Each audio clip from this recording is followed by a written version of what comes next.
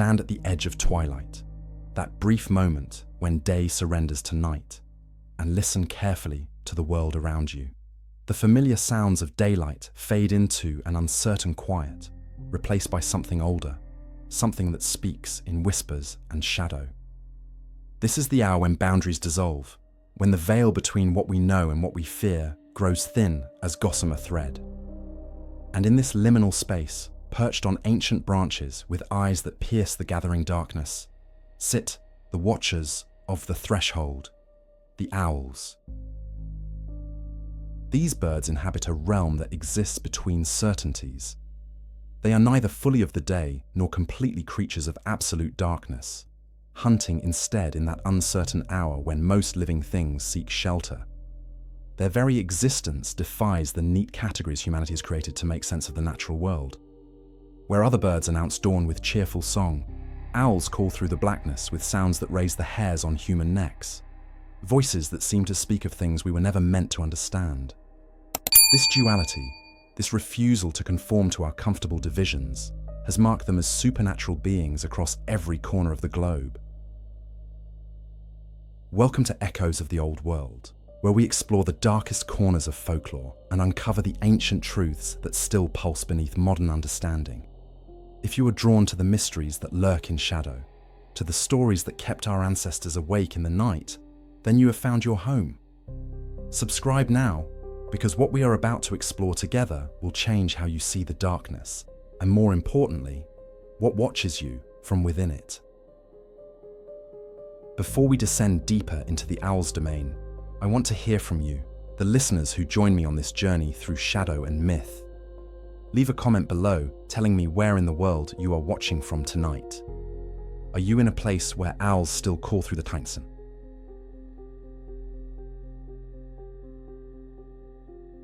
Or pounds a third or realms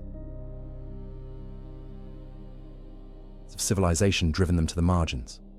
Your perspective matters because these stories belong to all of us, passed down through countless generations across every inhabited continent. Now, consider what makes an owl so fundamentally unsettling to human consciousness. It begins with their appearance, those enormous forward-facing eyes that seem far too knowing, far too intent for a simple bird. Unlike the scattered gaze of prey animals or the sideways glance of most birds, an owl looks at you directly, holding your gaze with an intelligence that feels disturbingly familiar. Ancient peoples saw in those eyes a bridge to another realm, a consciousness that existed on both sides of the living world. The owl could see into darkness that blinded human vision, penetrating shadows where death and spirits were believed to dwell. Then there is the silence. Evolution has granted owls a gift that seems supernatural, the ability to fly without sound. Specialized feathers muffle the rush of air, allowing them to approach prey, or perhaps something else, in absolute quiet. Imagine walking alone on a country road at dusk, unaware that above you, massive wings beat through the air in perfect silence, and eyes that can count the threads in your clothing observe your every movement. This soundless approach became interpreted not as biological adaptation, but as proof of otherworldly. Death, after all, arrives without warning, without sound, without mercy. The owl's hunting behavior only deepened the association with mortality. They are patient predators, capable of sitting motionless for hours, waiting and watching with that unblinking stare. When they strike, it is swift, decisive, and almost always fatal for their prey. Our ancestors, observing this behavior, saw a mirror of death itself. The patient waiting, the sudden strike, the inevitable end. In the owl's hunting grounds, they recognized the geography of their own mortality.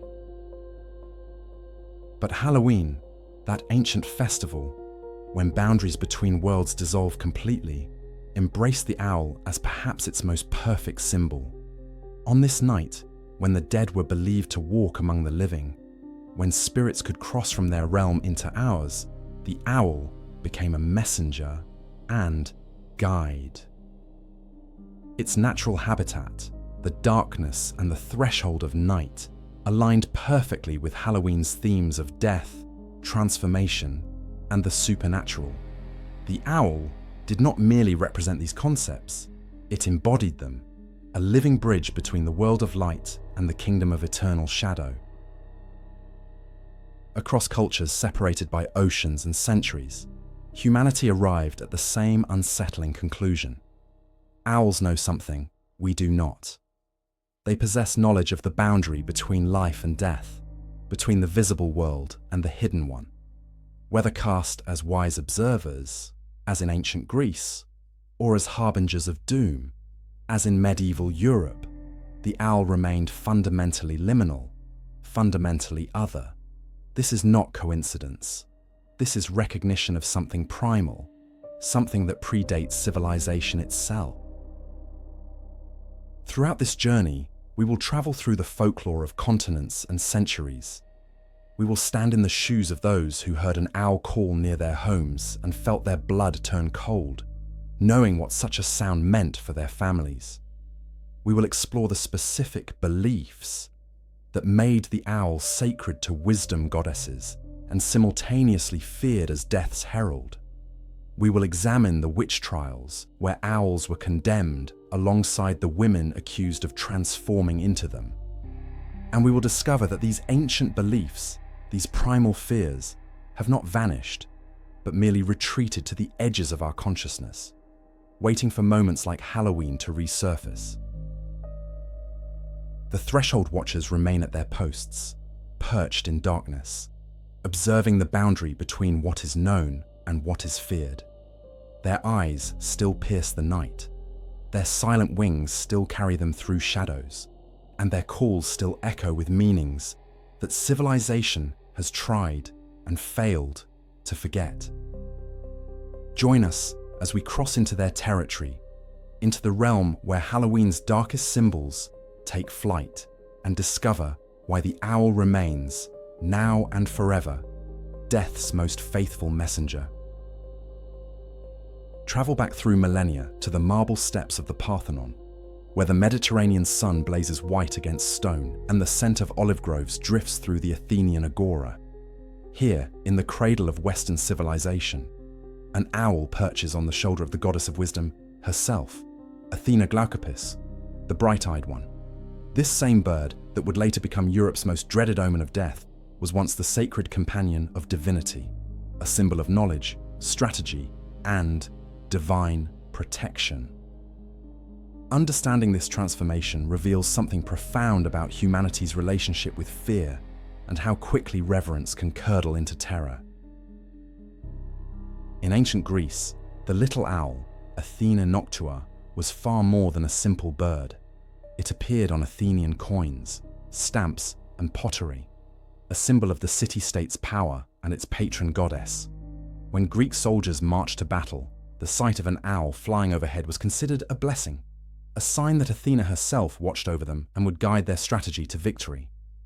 The owl's ability to see in darkness was interpreted not as sinister, but as penetrating insight, the capacity to perceive truth that remained hidden to lesser minds. Philosophers and scholars adopted the owl as their emblem, understanding that wisdom often requires the ability to navigate through the darkness of ignorance toward the light of knowledge. The association between Athena and owls ran deeper than mere symbolism. According to myth, the goddess could transform into an owl at will, taking wing to observe the mortal world from the vantage point of the heavens. In this form, she could move unseen through battlefields, whisper counsel to heroes, and witness events that would shape the destiny of nations. The owl was not her pet or familiar in the later medieval sense, but rather an aspect of her divine, a form she assumed when circumstances demanded the perspective that only flight and darkness could provide. To see an owl was to know that divine wisdom had taken physical form and walked or flew among mortals. Greek literature reinforced this sacred status across centuries. Homer mentions owls in contexts of nobility and watchfulness. Aristotle, the father of natural history, studied their behavior with scientific interest rather than superstitious dread. The owl's nocturnal was seen as practical adaptation, not supernatural corruption. When an owl called through the Greek night, citizens did not shudder with premonitions of death. They might instead feel reassured that the watchful eyes of Athena remained vigilant, protecting the city-state while its people slept. This was a world where darkness held mystery, certainly, but not inherent evil. Yet, even in Greece, hints of the owl's darker associations existed at the margins. In some rural areas, certain owl species were viewed with suspicion, particularly those whose calls sounded too human, too plaintive. The screech owl, with its harsh cries, occasionally appeared in tales of ill fortune. But these were exceptions, shadows at the edge of a primarily positive cultural relationship. The dominant narrative remained one of respect and reverence, of a creature granted special status by the gods themselves. Then came the transformation, slow at first, then accelerating as the classical world gave way to the medieval. As Christianity spread across Europe, absorbing and suppressing pagan beliefs, the symbols of the old gods became reinterpreted through a new theological lens. Athena's wisdom was recast as pagan delusion, her divine knowledge as demonic deception. The owl, so intimately connected with this goddess, could not escape the same fate. What had been sacred became profane. What had been wise became sinister. The bird that once graced coins as a symbol of civilization became associated with witchcraft, death, and the powers of darkness. This transformation reveals something crucial about how cultures construct meaning around the natural world. The owl itself did not change. It continued to hunt at night, to fly in silence, to watch with those enormous eyes. But the human interpretation of these behaviors shifted dramatically. The same traits that made the owl wise in Athens made it demonic in medieval Europe. Its nocturnal, once proof of philosophical insight, became evidence of alliance with Satan, who ruled the hours of darkness.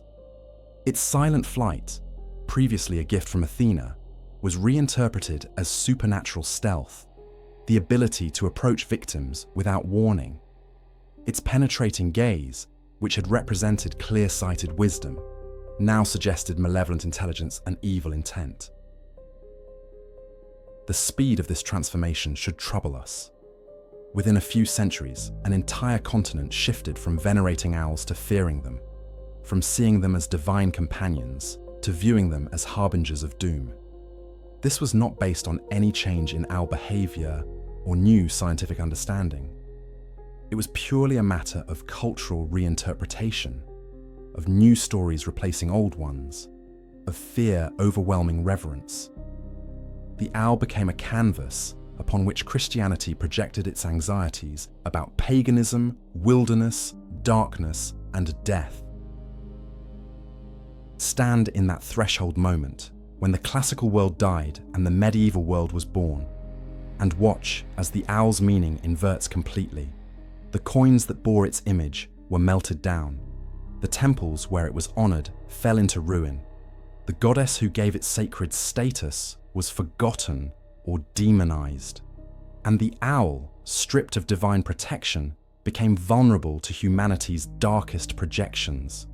This bird, which had done nothing except exist according to its sea, found itself transformed from symbol of wisdom into messenger of death, from Athena's companion into Satan's servant. The paradox is complete. The same creature, perceived through different cultural lenses, embodying opposite extremes of human meaning. This is the power of story, of belief, of collective interpretation. And as we will discover, once the owl became associated with death in the European imagination, that association would prove nearly impossible to erase. Enter the medieval night, where darkness is not merely the absence of light, but an active presence, a tangible force that seems to press against the walls of candlelit homes. The countryside stretches in all directions, vast and untamed, beyond the fragile civilization of villages and towns. In this world, where superstition is indistinguishable from faith, where the invisible threatens at every moment, an owl's call carries weight that we can scarcely imagine today.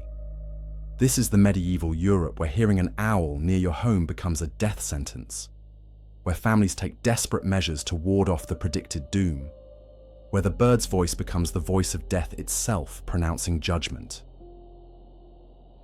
The medieval transformation of owl symbolism was not instantaneous, but rather a gradual, relentless cultural shift across centuries.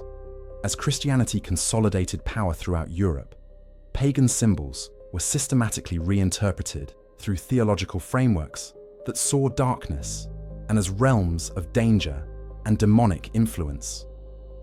The owl, having lost its divine patronage when Athena was forgotten or condemned, became vulnerable to new interpretations rooted in Christian apocalyptic thinking. Darkness itself was now theologically coded as the realm of Satan, and anything that thrived in darkness carried demonic implications. The owl, master of the night, became master of the demonic as well. Specific beliefs crystallized around owl calls, particularly in rural communities where folklore flourished most intensely. If an owl called repeatedly near a house, especially during times of illness or aged family members, the omen was nearly certain. Death would visit that home within days or weeks. This was not folk superstition treated lightly, but genuine conviction that structured people's understanding of mortality and causation. When an elderly person fell ill and an owl called nearby, the family understood themselves to be witnessing a death announcement, a supernatural confirmation of fate already written in the heavens. The owl became an intermediary between the living world and the realm of death, a harbinger that transformed invisible destiny into audible warning. Different owl species carried different meanings, refined through generations of accumulated observation and interpretation. The larger eagle owls, rare in much of northern Europe but present in Mediterranean regions, represented the most severe omen, sometimes associated with multiple deaths or catastrophe. The barn owl, with its distinctive heart-shaped face and pale coloring, was often interpreted as the spirit of someone recently dead, returning to warn the living. The smaller screech owl, or tawny owl, with its harsh, almost human-like cries, was particularly feared, as its call sounded less like a bird and more like a lamentation, or a woman in distress, making it seem like a message from the dead themselves. The rituals employed to counter these omens reveal the desperate grip that fear held over medieval consciousness.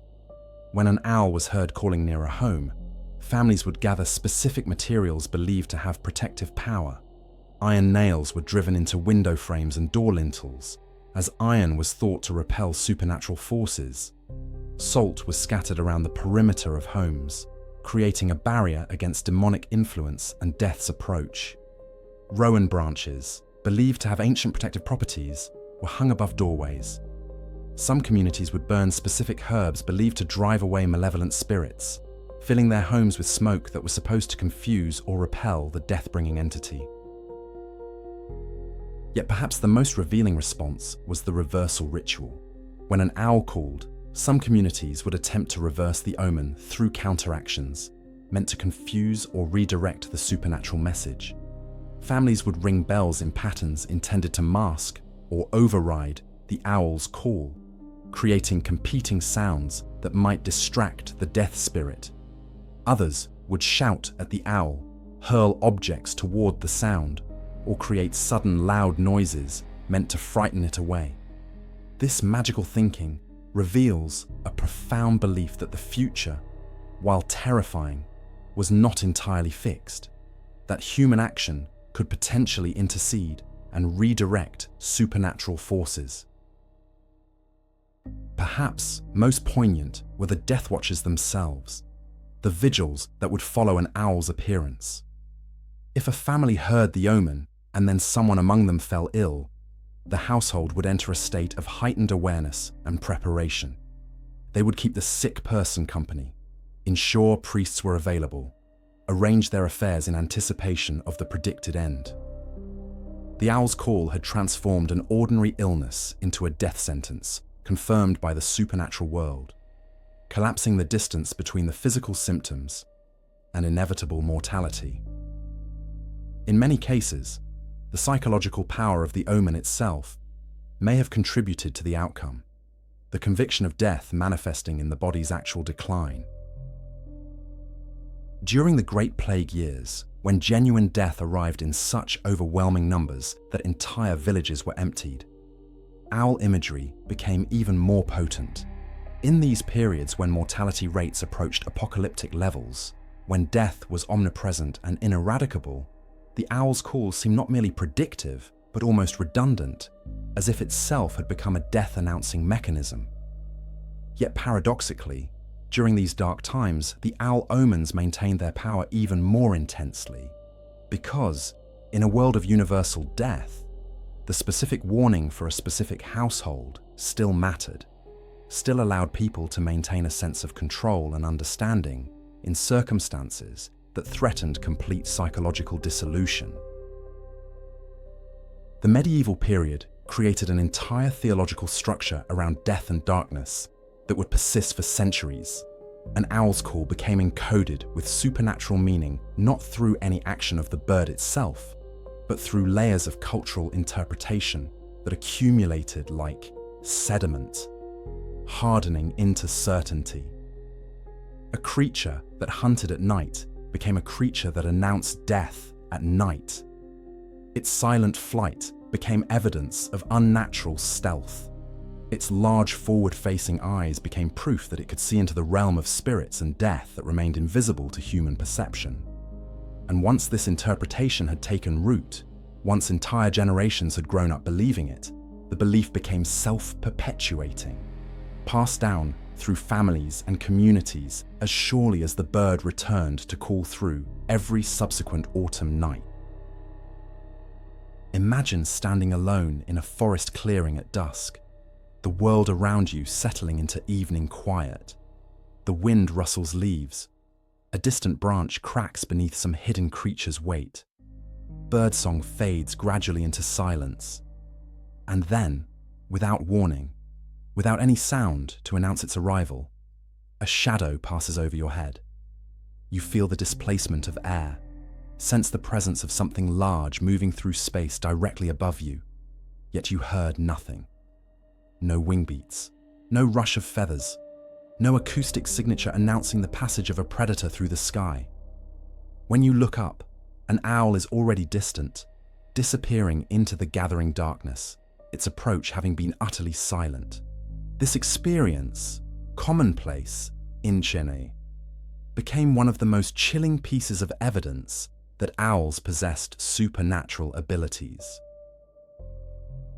The silence of an owl's flight is not mystical, but biological, the result of millions of years of evolutionary refinement. Unlike most birds, whose wings generate sound as air moves across and around the feathers during flight, owls possess feathers of extraordinary specialization. The leading edge of their wings features a comb-like structure that disrupts the formation of vortices in the air, those turbulent eddies that normally create sound during flight. Simultaneously, the trailing edge of their feathers is covered with a velvet-like material that absorbs sound waves rather than reflecting them. The combination creates an acoustic stealth that is nearly perfect, allowing an owl to approach prey with speed and efficiency while making no more sound than a ghost drifting through the darkness. But our ancestors knew nothing of these feather structures, these aerodynamic innovations, these microscopic details that modern ornithology has revealed. What they knew was this: an owl could appear from nowhere, could hunt in the darkness where humans were blind and helpless, could approach you silently and completely undetected. From a medieval peasant's perspective, from the viewpoint of someone living in a world where survival depended on detecting threats through sound and sight, an owl's silent approach seemed to violate the laws of itself. Nothing large should be able to move through the air without making sound. The absence of sound became proof of supernatural origin. Consider what the silent approach represented symbolically in medieval and ancient thinking. Death itself was imagined as silent, as arriving without warning or mercy, as a force that could take a person in an instant without giving them opportunity to defend themselves or say goodbye. When you heard no sound and felt no warning before being seized by an attacking owl, you were experiencing a perfect microcosm of death itself, a visceral understanding of how mortality might arrive. For small animals hunted by owls, the silence was followed by sudden violent seizure. For humans who understood themselves as potential targets of supernatural forces, the silence became evidence of a being that operated outside the normal rules of existence. A creature attuned to realms where our sensory abilities were useless. The wing structure that creates this silence also creates a distinctive visual signature. An owl's wings are relatively broad and rounded compared to other raptors, adapted for the kind of slow, hovering flight that allows for precise hunting in complex terrain. But, to medieval observers watching from below, these wings appeared almost ghost-like, their motion so smooth and effortless that they seemed to defy the normal laws of physics. How could something so large move so slowly through the air without falling? How could wings beat with such grace and quietness? The answer seemed obvious. It was not bound by the same rules as ordinary creatures. It was something other, something touched by forces beyond the natural world. There are historical accounts describing people's reactions to unexpectedly encountering owls in darkness. The sudden appearance of a large owl, landing silently and perching with its enormous forward-facing eyes fixed directly upon a person, created a moment of profound disorientation and fear.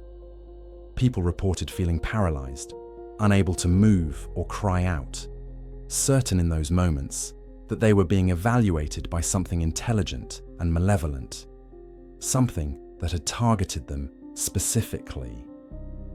Whether these descriptions represented genuine supernatural encounters or the psychological response to a startling but natural experience, they reveal how deeply the owl's silent approach triggered primal fear responses in human consciousness. The silence also had profound implications for nocturnal travel in medieval Europe. Traveling at night was already dangerous and unusual, reserved for urgent situations or for those who had no choice.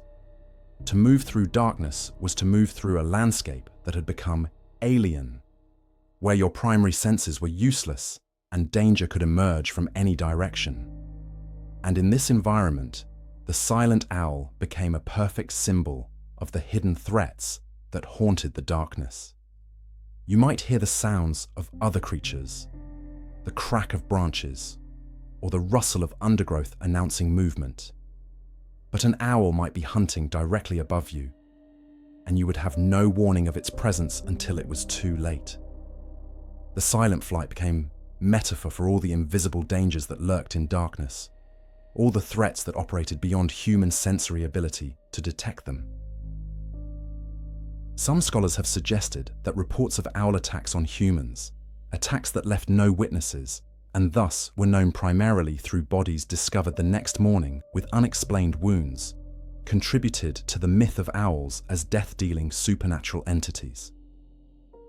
Whether such attacks actually occurred or were simply imagined and embellished through retelling, the possibility haunted medieval consciousness. An owl could approach silently, strike suddenly, and depart, leaving no trace of its passage.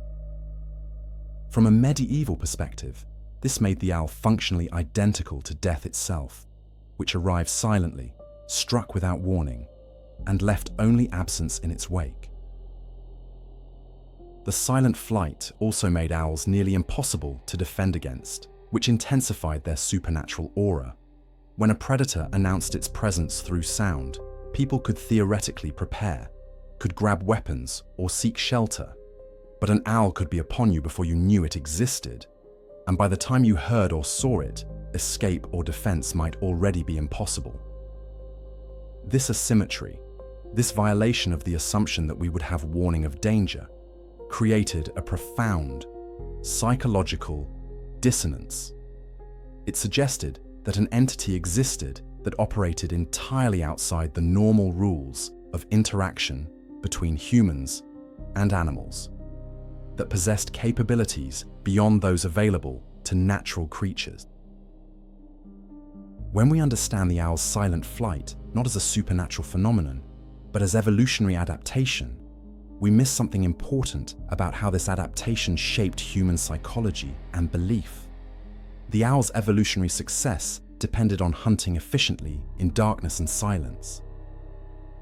But from humanity's perspective, particularly medieval humanity surrounded by darkness and vulnerable to nighttime dangers, this same adaptation appeared as evidence of something fundamentally other, fundamentally dangerous. The owl was not hunting mice and insects. It was hunting through a darkness that was the same darkness that threatened humans, using methods that seemed to violate natural law, operating according to rules that did not apply to other creatures. And from this understanding grew the conviction that the owl was not merely a predator, but a messenger and servant of death itself, a being perfectly adapted for approaching victims silently and delivering them to the realm of the dead. The transformation of owls from sacred creatures into harbingers of death cannot be separated from a larger theological project undertaken by the Christian Church across medieval Europe. The systematic demonization of the night itself. This was not merely a cultural shift in interpretation, but a profound metaphysical reordering of the universe, one in which light and darkness were coded as good and evil, in which day belonged to God and night belonged to Satan, in which anything that thrived in darkness became suspect, dangerous, and demonic. To understand why owls fell so completely into the shadows of Christian theology, we must first understand how Christianity declared war on the night and all creatures that inhabited it. In pre-Christian European religions, the night was neither good nor evil, but simply another realm with its own laws and inhabitants. The darkness was sacred in its own way, the province of different gods and spirits than those who ruled the day, but not therefore inferior or malevolent.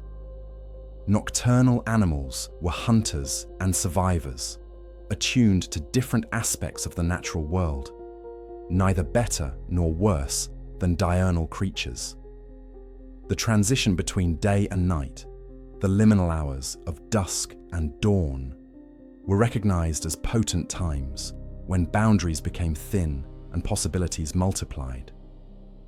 This was not fearful thinking, but pragmatic observation of how the world actually functioned. Forests were different at night, yes, and potentially more dangerous, but they were not invaded by demonic forces simply because the sun had set below the horizon. Christianity introduced a radical theological binary. Light as the manifestation of God's presence and power, darkness as the realm of Satan and his demons. This was not entirely Christianity's innovation, but rather drew on Jewish apocalyptic texts and dualistic thinking already present in Mediterranean culture. However, the Church systematized and intensified this dualism in ways that transformed how European people understood the natural world. God was light, Jesus was light. Heaven was described as an eternal day of brilliant light. Satan was darkness. Demons lurked in shadows. Hell was presented as a realm of absolute blackness. Every creature that had evolved to thrive in darkness thus became theologically suspicious, potentially allied with demonic forces simply by virtue of existing when the sun was absent. The owl's nocturnal suddenly transformed it into theological liability, a creature that hunted at night, that saw in darkness, that called through the hours when Christians were supposed to be sleeping and protected by prayer, became a natural candidate for demonic association. The theological logic was inexorable. If darkness is Satan's realm, and the owl masters the darkness, then the owl must be Satan's creature, his agent in the world, perhaps even a form he himself could assume. This was not superstition in the modern sense, but rather the application of Christian theology to natural observation, a logical conclusion drawn from premises that the Church itself had established. Pagan festivals that honored the night, that recognized the sacred of darkness, that welcomed nocturnal animals as inhabitants of an equally valid realm, were systematically suppressed. Samhain, the Celtic festival that occurred on the border between summer and winter, between the living world and the realm of the dead, was gradually absorbed into and transformed by Christian theology. The boundaries between worlds that had seemed neutral or sacred became dangerous and demonic. The dead themselves, who in Celtic belief might return for Samhain to visit the living and participate in communal rituals, became threats to be feared and defended against. Threats that moved in darkness and required prayer and holy water and the protection of the Church. And any creature associated with these boundaries, with these times of liminality, became associated with death and demonic forces. The Church's teaching on the of demons proved particularly influential in shaping beliefs about nocturnal creatures. Demons, according to medieval theology, preferred darkness because it hid them from the watchful eyes of God and the saints. They could not approach in daylight when God's power was manifest and visible. But as night fell, as darkness spread across the land, demons gained power and mobility. They could move more freely, could approach humans more effectively, could tempt souls to sin and draw them toward damnation. Any creature of the night was therefore potentially serving demonic purposes, either as a demon in animal form or as a servant cooperating with demonic will. Owls became particularly implicated in this demonic framework because of their predatory and their association with death. Unlike nocturnal herbivores or omnivores that might be viewed with suspicion but not outright fear, owls were predators, killers, birds that struck down other creatures and consumed them in darkness. This predatory, combined with nocturnal existence, created a perfect storm of theological suspicion. The owl did not merely inhabit Satan's realm, it actively participated in death and violence, making it an ideal servant for demonic purposes. The blood and killing associated with owl predation seemed to align perfectly with medieval Christianity's conception of demonic activity. Church scholars and theologians contributed to this transformation through their writings and teachings.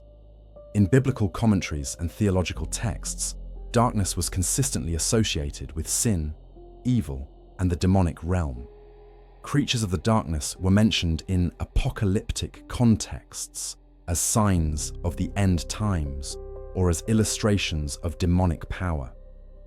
When these texts filtered down through sermons and popular teaching, they created a framework in which any person who encountered an owl at night understood themselves to be encountering something touched by demonic forces, something working against God and human salvation. The educated theology of the Church became the lived experience of medieval communities, shaping how they interpreted natural phenomena. The demonization of nocturnal creatures served several practical purposes for the Church. It reinforced dependence on priestly authority and Christian ritual as protection against nighttime dangers. If darkness was Satan's realm and nocturnal creatures his agents, then only the Church's prayers, blessings, and sacraments could provide protection. iron nails driven into door frames had to be blessed by a priest to be truly effective. Salt had to be consecrated. The rowan branches required priestly blessing. Every defense against nocturnal threats and evil creatures thus became an opportunity for the church to insert itself into daily life, to make itself indispensable to survival and spiritual safety. The demonization of the night was therefore not merely theological, but also deeply political and institutional. Perhaps most significantly, the church's war on the night represented a larger project of controlling how people understood and related to the natural world.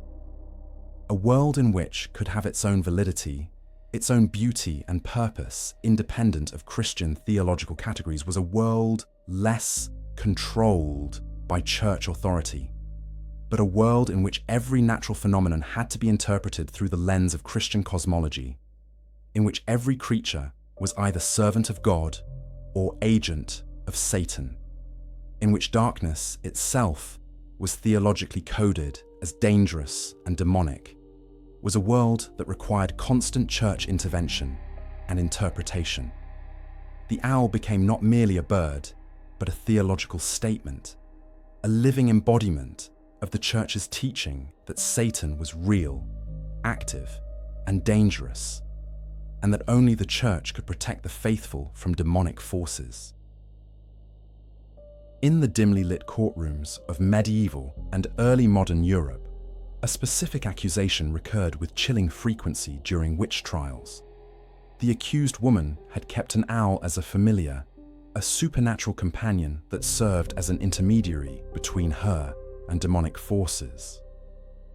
These trials, which claimed countless lives across 2 centuries, transformed the owl from merely a death omen into something far more sinister.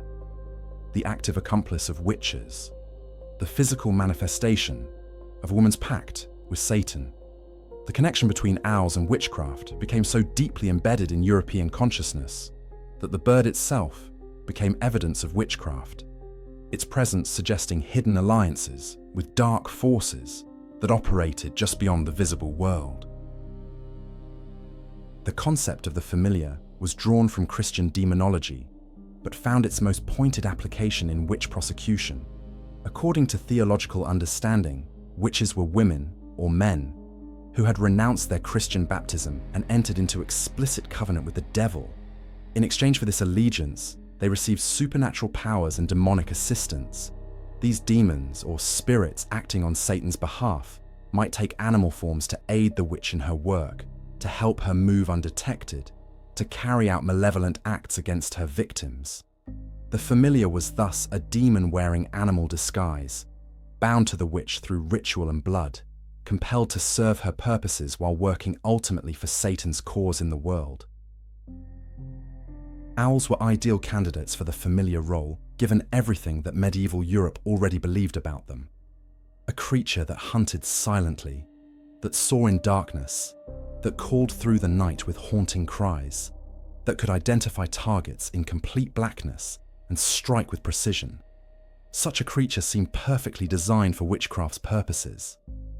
An owl could scout for a witch, could observe victims unseen, could carry messages between witches operating in different regions, could serve as a supernatural spy network, operating under cover of darkness.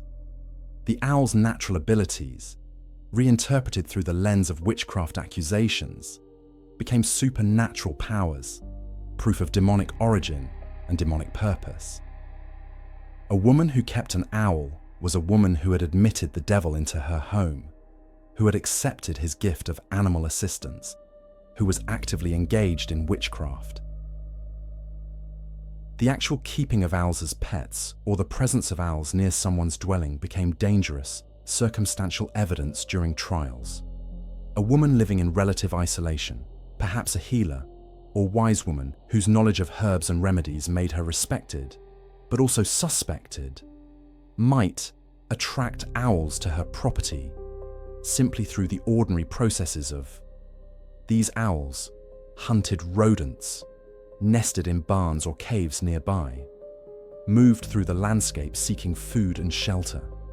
But to accusers primed to see witchcraft everywhere, the presence of owls was transformed into supernatural proof. The woman must be feeding the owls deliberately, maintaining them as familiars, keeping them close for purposes of witchcraft. The owl's natural attraction to human settlements suddenly became evidence of an unnatural bond, a demonic contract made flesh and feather. Trial records document specific accusations involving owls. One woman was accused of witchcraft, partly because witnesses reported seeing large owls circling her home repeatedly, allegedly searching for livestock or people to attack on her behalf. Another woman's conviction was supported by testimony that she had been seen speaking to an owl that perched on her window, a conversation understood as communion with a familiar rather than the eccentric behavior of a lonely person. Yet another trial included the accusation that a woman had transformed into an owl, that witnesses had seen her change form before their eyes and fly away in darkness, escaping arrest through witchcraft. These specific accusations, repeated across different regions and centuries, reveal how deeply the owl had become embedded in witchcraft mythology. The confusion between owl and witch extended in both directions. Not only were women accused of witchcraft if they kept owls or if owls were found near their homes, but owls themselves were sometimes treated as if they were witches in animal form. There are historical accounts of owls being captured and subjected to torture or execution on the suspicion that they were actually witches transformed. The logic was straightforward to medieval minds. If a witch could transform into an owl, then every owl might potentially be a witch, and therefore every owl was dangerous and potentially subject to violent action. Some owls were shot or captured and interrogated, as if an owl might reveal its true under duress, or might be forced to reverse a transformation. These incidents, tragic and absurd from a modern perspective, reveal the depth to which owls had become demonized, and the degree to which superstition had poisoned rationality. Women specifically were targeted with owl-related witchcraft accusations more frequently than men, reflecting broader patterns in witch prosecution and revealing underlying anxieties about female power and autonomy. A woman living independently, a woman with knowledge, a woman who did not conform to expected domestic roles, was particularly vulnerable to accusation. The presence of an owl near such a woman's dwelling became confirmation of suspicion already harbored, proof that her independence and knowledge were supernatural in origin, gifts from the devil, rather than evidence of intelligence or careful learning. The owl thus became a symbol, not merely of demonic alliance, but of female transgression, of women who had stepped outside their prescribed roles and must therefore have demonic assistance to maintain such dangerous autonomy. The witch trials, which raged most fiercely in the late 1600s, created a feedback loop that intensified beliefs about owls. Women accused of witchcraft faced incredible pressure to confess, often through torture and always through suggestion and interrogation designed to extract admissions of guilt. Once a woman confessed to witchcraft, her interrogators would press for details about her relationship with demonic forces, about the familiars she kept, about the specific animals that served her. Faced with torture or execution, many women fabricated stories, including stories about owls or other animals that served as supernatural companions. These confessions, extracted under extreme duress, were then recorded as factual evidence, as proof that witches actually did keep owl familiars, that the connection was real and dangerous. The confessions themselves became testimony used to support accusations against other women, creating expanding circles of accusation and conviction. The owl became a weapon of social control, particularly against women who threatened existing hierarchies through knowledge, independence, or refusal to conform. If a woman was educated, she might be accused of learning from demonic sources, from her owl familiar. If a woman was economically independent, she might be accused of witchcraft enriched through demonic assistance, through services rendered by her owl. If a woman was unusual in any way, socially isolated, or had conflicts with neighbors, the presence of an owl provided the explanation. She was a witch maintaining supernatural allies. The owl thus functioned as more than merely a symbol of witchcraft. It was a mechanism through which societies could eliminate women deemed threatening or unwanted, through which the natural presence of a common bird became lethal, circumstantial evidence in trials that too often ended with execution. Across the vast continents of North and South America, long before European contact and the imposition of Christian demonology, owls occupied a profoundly different place in human consciousness. Among the indigenous peoples who inhabited these lands, owls were recognized as beings of extraordinary spiritual significance, creatures that moved between worlds, that carried messages from the realm of spirits to the realm of the living. Yet this spiritual significance was complex, multifaceted, and varied dramatically from nation to nation, from people to people, revealing that owls could be simultaneously revered and feared, sacred and dangerous, helpful and threatening. The indigenous understanding of owls demonstrates that the bird's association with spiritual matters was not invented by medieval Europe, but rather recognized independently across human cultures, though interpreted through radically different theological and cosmological frameworks. Among many Native American nations, owls were understood as guardians of the boundary between the visible world and the invisible spiritual realm. This was not a boundary to be feared and defended against, as Christian theology suggested, but rather a permeable membrane to be navigated with respect and careful attention. Owls, with their ability to see in darkness, with their capacity to move silently through the night, with their predatory focus and their enormous unblinking eyes, were recognized as beings that could perceive what humans could not, that could move between worlds where humans were helpless. An owl's appearance, particularly in unexpected moments or in contexts that seemed to carry meaning, was interpreted as a spiritual communication, a message being delivered from the spirit world to attentive human observers. Yet this recognition of owls as spiritual messengers came intertwined with respect for their autonomy and their own agency. Owls were not servants of humanity, not supernatural tools to be controlled or dismissed, but rather independent entities worthy of honor and caution. In many traditions, specific owl calls were understood as carrying specific messages, as communications that required careful interpretation. A particular pattern of hooting might indicate the presence of ancestral spirits, might warn of approaching danger, might announce a significant spiritual event. Different owl species carried different meanings and different levels of spiritual significance, with larger species often being more closely associated with major spiritual communications than smaller owls. The Navajo understanding of owls incorporated elements of caution and spiritual seriousness that approached, though never entirely matched, the fear embedded in European traditions. In Navajo cosmology, owls were associated with death and the spirit world, but this association did not make them evil or demonic. Rather, it made them serious, powerful, and deserving of respectful distance. Hearing an owl call, particularly if the call came unexpectedly or repeatedly, was understood as a potential warning or message from the spirit world, something that required serious attention and careful interpretation.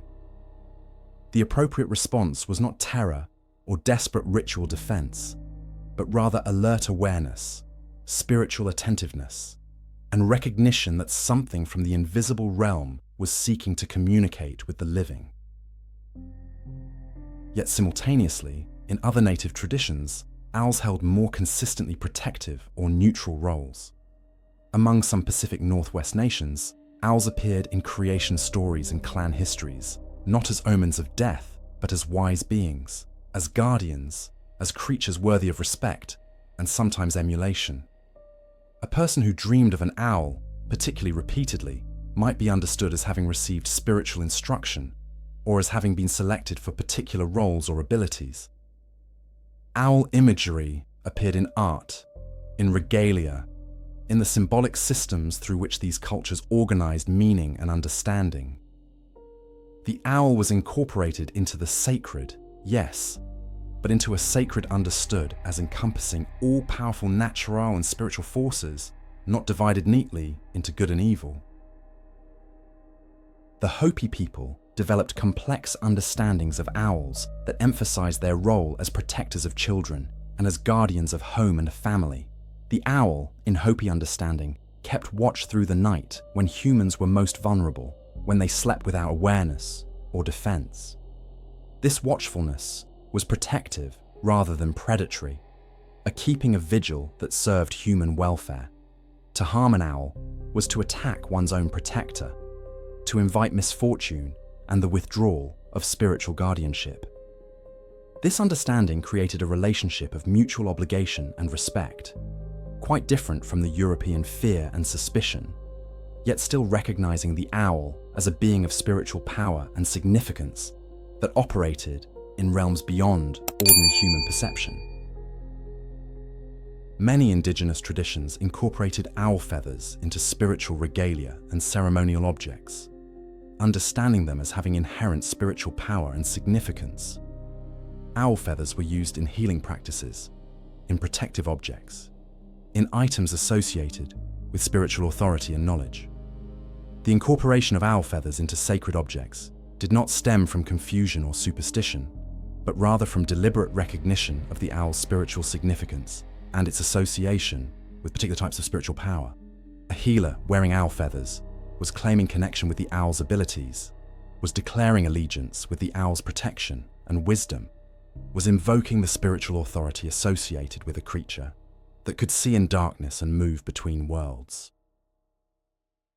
Some indigenous traditions understood certain shamans or spiritual specialists as capable of transforming into owls, or as maintaining special relationships with owls that allowed them to perceive through the owl's senses, to move as the owl moved through the spiritual landscape. This was not witchcraft in the European sense, not a demonic pact or rejection of spiritual community, but rather a spiritual gift or calling, a particular type of power granted by the spirits to individuals chosen for such abilities. The shamanic transformation or communication with owls was understood as serving community purposes, as maintaining balance between the visible and invisible worlds, as ensuring that human communities remained in right relationship with the spiritual forces that surrounded and interpenetrated them. The diversity of indigenous understandings of owls demonstrates that the bird's spiritual significance was not culturally universal, but rather adapted to specific environments, specific spiritual frameworks, specific relationships between particular peoples and the lands they inhabited. In desert regions where owls were scarce, they might hold particularly sacred significance simply through rarity. In forests where owls were common, their spiritual meaning might be more integrated and less dramatic. Coastal peoples might understand owls differently than mountain peoples, peoples of the plains differently than peoples of the forests. Yet across this diversity, a consistent recognition persisted. Owls were beings of spiritual significance, creatures that existed partially in the spirit world, entities that carried messages, conveyed warnings, and maintained guardianship of boundaries that humans could perceive only through careful attention and spiritual preparation. When European contact brought Christianity and demonology to the Americas, indigenous peoples encountered an entirely foreign framework for understanding owls. The spiritual guardians and messengers of their own traditions suddenly became, in European eyes, demonic familiars and harbingers of death, objects of fear and suppression, rather than respect and careful relationship. The colonization process included not merely political and military domination, but also spiritual domination. The attempt to erase indigenous understandings of the sacred and replace them with European Christian categories. Owls, which had been honored and respected for countless generations, became subject to the same demonization that had marked them in medieval Europe, becoming casualties in the larger project of spiritual colonization that accompanied political conquest. Move now from the broader landscape of indigenous spirituality to a specific place and a specific people, the ancestral lands of the Apache nations, where owls held a particularly defined and deeply serious role in the spiritual cosmology. Among the Apache peoples, owls were understood not merely as general messengers or spiritual guardians, but specifically as carriers of the recently deceased, as beings that escorted souls from the world of the living into the world of the ancestors and spirits. This was a sacred and solemn responsibility, understood with the utmost gravity, and it created a relationship with owls that combined respect, caution, and a certain hard-won acceptance of death's inevitability. To encounter an Apache death owl was to come face-to-face with mortality itself, to witness the boundary between worlds made briefly visible and audible. In Apache understanding, when a person died, their spirit did not immediately depart to the realm of the ancestors, but rather lingered for a time in liminal space, neither fully present in the living world nor fully committed to the spirit world. During this transition, the deceased spirit might be confused, distressed, or reluctant to move beyond the world they had known. The owl appeared at this critical moment as a psychopomp, a guide and escort whose responsibility was to gather the spirit and lead it gently but firmly toward the realm of the dead. The owl's call became the call of death itself, the voice that beckoned the spirit onward, that announced the necessity of transition, that marked the boundary between the time of living and the time of being ancestor. To hear an owl call in Apache territories, particularly in the context of illness or loss, was to understand oneself as witnessing this sacred and terrible transition. The specific protocols for encountering a death owl reflected the seriousness with which Apache peoples approached this spiritual reality. When an owl called, particularly when the call came from near a dwelling or from someone newly bereaved, the appropriate response was not panic, but rather stillness, respect, and acknowledgement of the sacred process occurring. Individuals were advised not to shout at the owl, not to attempt to drive it away through force or noise, not to resist the spiritual work the owl was performing. To interfere with the owl's purpose was to interfere with the natural transition of souls, to potentially trap a spirit in the liminal space between worlds, creating spiritual imbalance and causing suffering to the deceased and their family. Instead, the correct approach was to create space, to allow the owl to complete its work, to maintain spiritual humility before forces greater than human will or preference.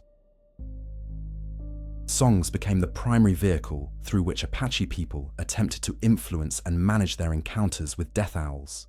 These were not songs designed to drive the owls away entirely, but rather songs that sought to guide the owl's work, to ensure that the deceased spirit was treated with respect and carried gently to the ancestor realm.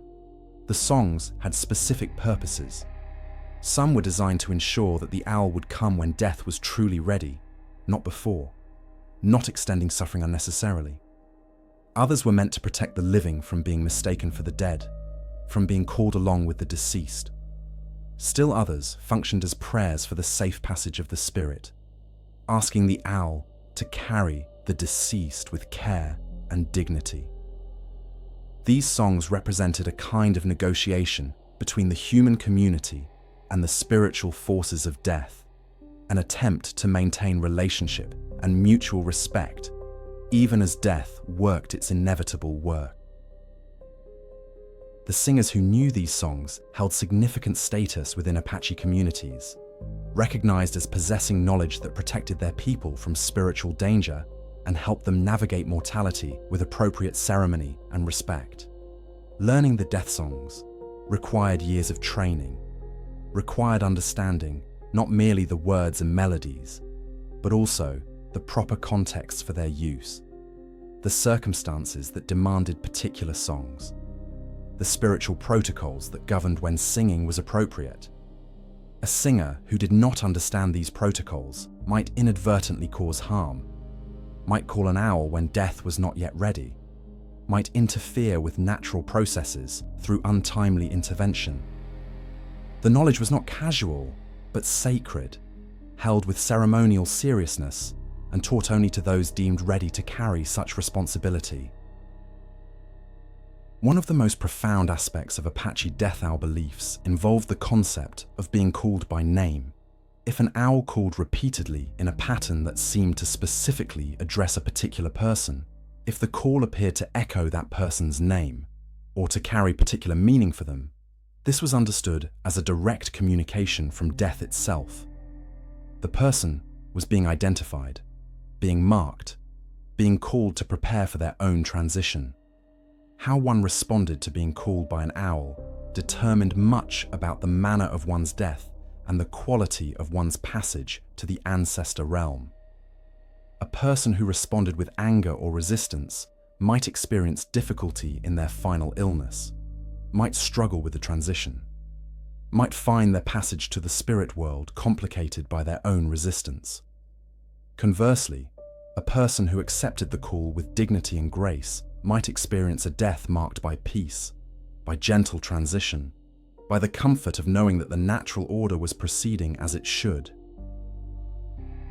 When a death owl called a person's name, certain preparations became appropriate. Individuals might resolve conflicts, might set their affairs in order, might prepare their families for eventual loss. This was not defeat, but rather wisdom, a recognition that death comes to all people, and that preparation allowed for graceful reception of what cannot be avoided. Some individuals lived for years after an owl first called their name, while others died within days or weeks. The uncertainty itself was understood as part of deaths, part of the mystery that governed the boundary between worlds.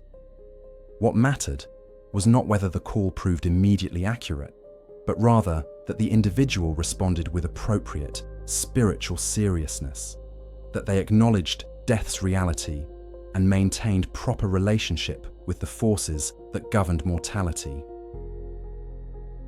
The Apache understanding of death owls reveals a sophisticated spiritual framework in which death is recognized as fundamental to existence, in which dying is understood as a natural process requiring proper ceremony and respect, in which the owl becomes not a creature to be feared and destroyed, but rather a sacred being performing essential spiritual work. The owl is neither evil nor malevolent, but rather honest, direct, and utterly committed to its purpose. It calls without hesitation, performs its function without mercy, but also without cruelty, serves the larger spiritual order that sustains both the living and the dead. To live in Apache territories with this understanding was to live in constant awareness of death's presence, to maintain perpetual readiness for transition, to approach each day with both the seriousness befitting a being that might be called at any moment, and the acceptance that such calling was not punishment, but natural progression, not loss, but transformation, not ending, but transition into a different mode of existence alongside the ancestors who had preceded them into the spirit world.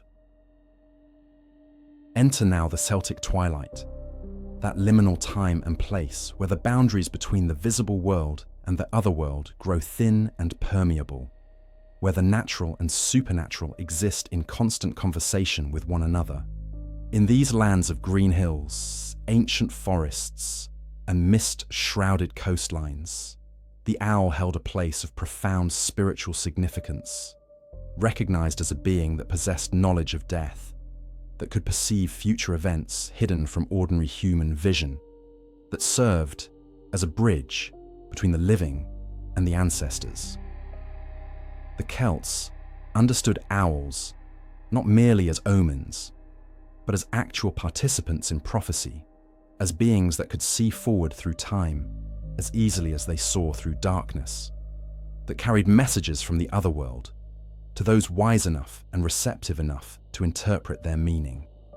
To encounter an owl in Celtic lands was to encounter something that had transcended the merely physical, something touched by the fairy realms, something that operated according to laws that existed beyond ordinary causation and human understanding. At the center of Celtic owl prophecy stood the Cailleach, the ancient hag goddess who embodied the harsh forces of winter, age, death, and transformation. The Cailleach was often depicted accompanied by owls, particularly large owls of fearsome appearance and supernatural ability, creatures that served as her eyes and her agents in the world. These were not ordinary birds, but rather companions of the goddess herself, participants in her work of bringing death and transformation to the land. When Celtic peoples encountered owls in contexts that suggested prophecy or supernatural significance, they understood themselves as potentially witnessing the Cailleach's presence, as being observed or addressed by this powerful goddess through her owl representatives. The owls were not merely her servants, but extensions of her will, beings through which her authority and her knowledge flowed into the living world. The Celtic druids, who served as keepers of spiritual knowledge and interpreters of sacred signs, developed sophisticated systems for reading owl prophecies and understanding what the appearance or call of owls meant for individuals and communities. Different owl species carried different prophetic meanings, and the circumstances of an encounter, the time of day, the season, the direction from which the owl approached, the pattern of its calls, all contributed to the interpretation. A screech owl appearing at dawn might suggest imminent danger or transformation, while a barn owl's call at dusk might indicate the approach of death within a family. The druids trained for years to develop the sensitivity required to interpret these signs accurately, understanding that mistakes in interpretation could lead to serious consequences for individuals and communities that acted on faulty prophecy.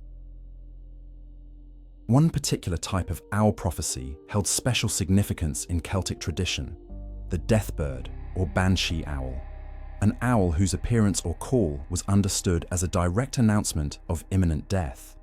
This was not a general omen suggesting potential danger, but rather a specific prophecy of a particular death within a particular time frame. According to Celtic belief, once a deathbird had announced its message, the death it prophesied was virtually inevitable, sealed by supernatural forces that moved beyond human intervention.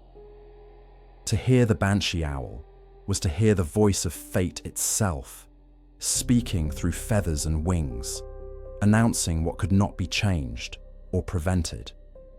The only question that remained was how one chose to respond to this knowledge, how one prepared oneself or one's family for the inevitable transition that had been announced. The seasonal significance of owl prophecies varied throughout the Celtic year, corresponding to the sacred festivals that marked the turning of the seasons and the cycling of spiritual power. During Samhain, the liminal festival occurring on the boundary between summer and winter, when the boundaries between worlds grew most permeable, owl prophecies held particular potency and demanded especially careful attention. An owl appearing during Samhain carried messages that were understood as coming directly from the otherworld, communications from the ancestors and the gods themselves. Samhain was a time when the dead walked among the living, when the future could be glimpsed, when prophecy flowed freely for those with eyes to see and ears to hear. An owl's appearance during this time was not merely significant, it was potentially transformative, potentially reshaping one's entire understanding of what was to come. Celtic literature preserves specific accounts of owl prophecies, stories in which owls announced deaths, predicted battles, or revealed the will of the gods and the other world. In the ancient texts, owls frequently appear at moments of significant transition, at times when destiny is about to shift dramatically. A warrior might encounter an owl before battle, receiving a prophecy through the bird's appearance that suggested the outcome of the conflict. A king might hear an owl's call and understand through that call that his reign was ending, that new forces were moving against him, that his fate had been sealed. These were not superstitious misinterpretations, but rather the operation of genuine spiritual knowledge, communications between the visible world and the other world that were understood as far more reliable than ordinary reasoning or calculation. The connection between owls and the other world in Celtic belief was understood as almost absolute. The other world, the realm of the gods and the ancestors, the place where time moved differently and where the future could be perceived before it manifested in the living world, was accessible to owls in ways that were fundamentally impossible for humans. An owl could cross between worlds almost casually, could carry messages from one realm to another, could serve as a direct link between the dead and the living. This capacity to move between realms made the owl invaluable as a messenger and as a source of prophecy, because through the owl one might receive information that originated in the other world itself, that came from sources of knowledge that human intelligence could never access. Yet alongside this respect for owl wisdom and prophecy existed a recognition that the knowledge owls carried was often dark, often concerned with death and decline, often bringing messages that humans would prefer not to hear. The owl was revered not because it brought pleasant news, but because it brought true news, because it spoke prophecies that could not be ignored, because it served as an unavoidable link to realities that existed beyond human preference and human control. To honor an owl was to accept the necessity of acknowledging truths about death, about fate, about the limitations of human power. It was to acknowledge that the future was not entirely malleable, that some events were already determined, that wisdom sometimes required accepting what could not be changed, rather than struggling futilely against destiny. The Celtic understanding of owl prophecy represents perhaps one of the most direct recognitions of the owl as a creature that exists partially in death's domain, that serves as an intermediary between the living and the dead, that carries messages and prophecies originating from beyond the visible world. In this framework, the owl is neither evil nor demonic, but rather serious, powerful, and worthy of respectful attention. The prophecies it carries are not pleasant, but they are true, not comforting, but they are genuine communications from the other world. To live in Celtic territories with this understanding was to live with constant awareness that one was surrounded by beings that could perceive one's future, that could carry messages from the realm of death, that stood perpetually at the threshold between worlds, observing, waiting, and communicating what the other world wished to make known to the living. Journey now across oceans and centuries to the vast territories of East Asia, where ancient civilizations developed their own profound understandings of owls and their relationship to death, the afterlife, and the boundaries between worlds. In China, Japan, and Korea, owls were recognized as guardians of liminal spaces, as sentinels posted at the edges of the underworld itself, responsible for maintaining the separation between the realm of the living and the realm of the dead. Yet these understandings diverged from European demonology in crucial ways, viewing owls not as servants of evil, but as necessary forces, as beings that performed essential work in maintaining cosmic balance and spiritual order. To understand Asian owl symbolism is to recognize that owls held spiritual significance across all human cultures, that their association with death and boundaries was not culturally specific, but rather seemed to emerge whenever humans observed these birds with sufficient attention and spiritual awareness. In ancient Chinese tradition, owls occupied a complex and sometimes contradictory place in the spiritual cosmos. They appeared in early Chinese texts as creatures associated with the underworld and with death, yet they were also recognized as powerful beings worthy of respect and sometimes reverence. The Chinese understood the owl as a guardian of the threshold between worlds, a creature that could perceive spirits and supernatural entities invisible to ordinary human sight. Certain owl species, particularly the larger varieties, were believed to possess the ability to see the true of beings, to perceive whether a person was genuine or possessed by a spirit, to detect the presence of supernatural forces in human form. This capacity for supernatural perception made owls valuable as guardians, as beings that could protect communities from spiritual invasion and demonic intrusion. Yet alongside this protective role, owls also carried associations with death and misfortune in Chinese belief systems.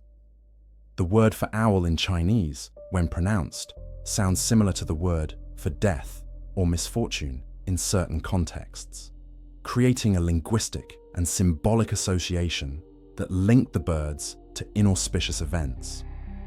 This linguistic connection deepened the owl's association with mortality, making its appearance or call a potential warning of danger.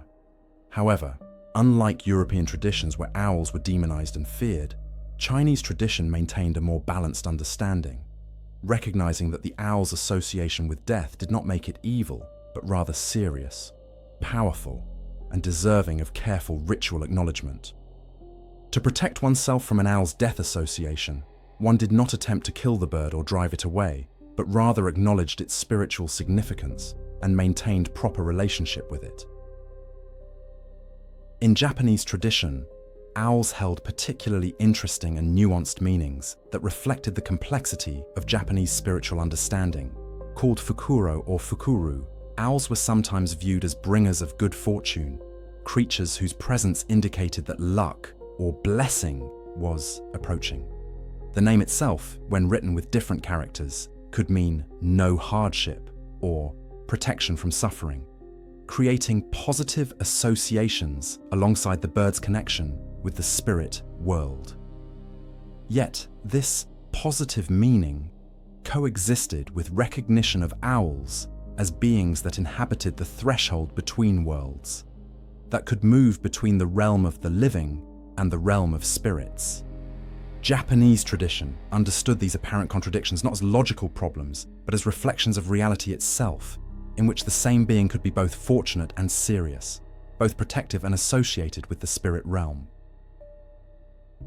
Japanese temples incorporated owl imagery and owl-related practices into their spiritual work, understanding owls as beings that could aid in maintaining spiritual boundaries and protecting sacred spaces. Certain owls were welcome to temple grounds, even encouraged to nest there because their presence was understood as providing spiritual protection and ensuring that unwanted spirits would not invade the sacred precinct. The silent flight that had terrified medieval Europeans became, in Japanese understanding, a mark of spiritual effectiveness, evidence that the owl moved in dimensions of reality that ordinary beings could not fully perceive. Owl statues appeared in temples and sacred spaces, serving as reminders of the spiritual guardianship that the birds provided and as focal points for ritual invocation of their protective power.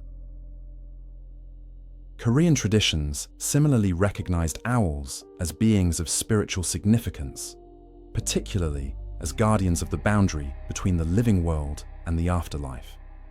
In Korean shamanic practices, owls appeared in rituals designed to communicate with the dead or to protect the living from unwanted spiritual intrusion.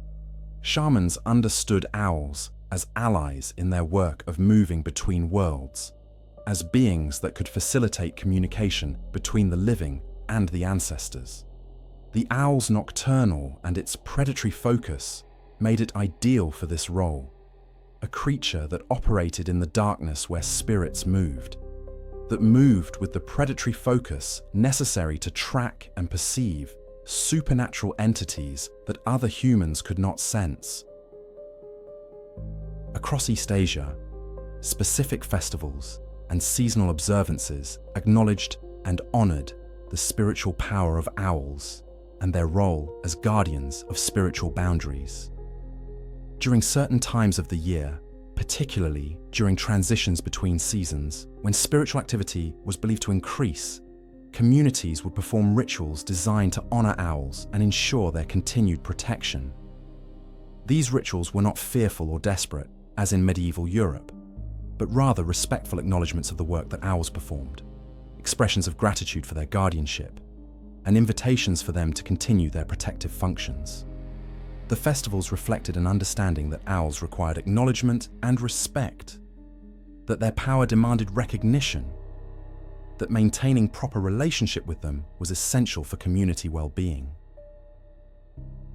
One particularly important East Asian understanding involved the concept of the owl as a revealer of hidden truth and concealed realities. Because owls could see in darkness, because they perceived aspects of reality invisible to humans, they were understood as beings that could pierce through deception and disguise. If a spirit had taken human form to infiltrate a community, an owl might recognize this deception and respond with alarm, or with specific behaviors that would alert humans to the danger. This capacity to see truth made owls valuable not merely as protectors, but as guides to genuine reality, as beings that could help humans navigate a world in which supernatural forces regularly disguise themselves and attempted to move undetected through the human realm. The Asian understanding of owls as underworld guardians demonstrates a fundamentally different approach to the bird's spiritual significance than emerged in medieval Europe. Rather than being demonized as servants of evil, owls were recognized as necessary forces, as beings that performed essential functions in maintaining cosmic balance and spiritual order. They were feared, certainly, understood as serious and potentially dangerous, but they were not hated or sought to be destroyed. Instead, they were acknowledged, respected, and sometimes honored for the work they performed. This distinction reveals something profound about how different cultures could arrive at similar observations about owls while interpreting them through radically different frameworks. The owl's association with death, the spirit world, and supernatural perception was not invented by any particular culture, but rather seemed to emerge whenever humans paid careful attention to owl behavior and spiritual perception. Yet the response to these observations varied dramatically, from European fear and demonization to Asian respect and acknowledgement of necessary spiritual function. Throughout recorded history and continuing into the present day, one belief has persisted with remarkable consistency across cultures and continents. An owl appearing at or near one's home announces imminent death within that dwelling. This is not a vague omen suggesting potential danger or future calamity, but rather a specific prediction with temporal urgency, a supernatural announcement that death will visit this household, will claim a life from among those who dwell here, will arrive within a definable time frame. The belief has been documented so consistently, reported by so many individuals across such vast geographic areas and historical periods, that it suggests either universal human psychology, projecting meaning onto random animal appearances, or something genuinely unsettling that humans have perceived across cultures. Whether understood as supernatural prophecy or as human interpretation of animal behavior, the death house warning remains one of the most persistent and emotionally powerful owl associations in world folklore. The specific behaviors that intensified the death house omen reveal how particular owl actions became interpreted through the lens of prophecy and doom. An owl perching on a roof or visible through a window, rather than calling from a distant tree, was understood as more serious, more immediate in its warning. An owl that returned repeatedly, that appeared night after night at the same location, that seemed to focus its attention on a particular window or door was interpreted as especially potent, as if the owl was not merely delivering a message, but was actively monitoring the household, watching for the moment when death would arrive to claim its victim. The owl's directness of gaze, that unblinking stare fixed on a window where family members moved, was transformed into surveillance, into the presence of a supernatural watcher maintaining vigil until death could be ushered into the home. In the European tradition, documented through centuries of folk records and trial testimony, the death house warning followed particular patterns. If an owl appeared when a family member was ill, the connection was nearly certain. The owl had come to announce and witness the death that illness would bring. If an owl was seen near a home during a time when no one was visibly ill, fear intensified because it suggested that illness would arrive, that death was coming even though it had not yet manifested. Some accounts describe families gathering all household members to verify that everyone was present and healthy after seeing an owl, checking to ensure that no hidden illness was working its way through the family. No one was secretly dying, while others remained unaware. The owl became a mirror reflecting hidden realities, a revealer of truths that families desperately wished to avoid acknowledging. Particular owl species and their specific behaviors carried different intensities of warning.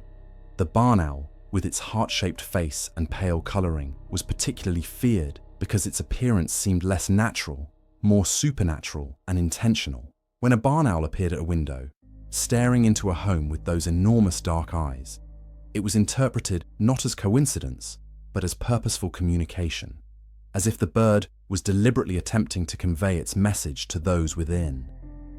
Screech owls, with their harsh and almost human-like cries, created a different kind of terror. Their calls sounding like the voice of someone in distress, like lamentation or warning articulated in sound. When a screech owl called repeatedly near a home, families understood themselves as hearing death itself announcing its arrival, heard the voice of the spirit world piercing through into the living world space. The response of families who believed themselves to have received an owl's death warning followed predictable patterns, shaped by centuries of folklore and experience. First came verification and interpretation, discussions about which family member the omen applied to, arguments about whether the owl's appearance truly meant what was feared, or whether alternative explanations might exist. These conversations, while often desperate in their hope, were conducted with a kind of fatalistic acceptance, the family acknowledging that what the owl had announced would likely occur, but attempting to extract meaning and preparation from the advance warning. Then came preparation, ensuring that affairs were in order, that wills were properly arranged, that family members had opportunities to reconcile with one another, that final words could be spoken and heard before death arrived to claim its victim. Some communities developed specific rituals designed to interpret or redirect death house warnings. A family might consult a wise woman or a priest, seeking guidance on how to respond to the owl's message. Some traditions included ritual reversals, attempts to turn the omen away from the family by performing actions believed to confuse or redirect the supernatural forces at work. Others involved protective rituals, designed not to prevent death, but to ensure that it would be painless, that the person claimed would experience a gentle passage rather than suffering. These rituals, while sometimes dismissed as superstition, represented human attempts to assert agency in the face of forces understood as ultimately beyond human control. Efforts to negotiate with supernatural reality, even while accepting that negotiation could only modify, not prevent, what had been announced. There are historical accounts of owls appearing at homes where deaths subsequently occurred, creating powerful reinforcement of the belief and ensuring that the association would persist in community memory for generations. A woman died of sudden illness 2 days after an owl was seen at her bedroom window. The connection was remembered and repeated, strengthening the conviction that the owl had announced her death. A child fell from a height and was killed several nights after an owl called repeatedly outside the family home. The owl's appearance was retroactively understood as prophecy, as warning that the community should have recognized and acted upon. These remembered instances became proof of the owl's supernatural knowledge, evidence that the bird genuinely did perceive and communicate future deaths, that the folklore was based in genuine supernatural reality rather than mere superstition. Yet within families and communities that understood the death house warning, there existed a complex psychology of both fear and acceptance. The owl's appearance, while terrifying, also brought a kind of terrible clarity, a penetration of the uncertainty that normally shrouds mortality. Unlike ordinary death, which arrives unpredictably and without warning, the death announced by an owl's appearance could be prepared for, could be met with dignity and acceptance, rather than shock and despair. Some individuals who received owl warnings reported experiencing relief alongside their fear, grateful for the advance notice that allowed them to arrange their affairs and prepare spiritually for transition.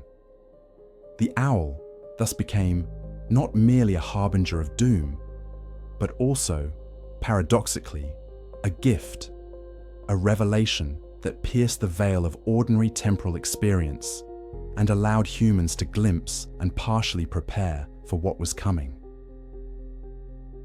The death house warning represents perhaps the most personal and intimate of all owl omens.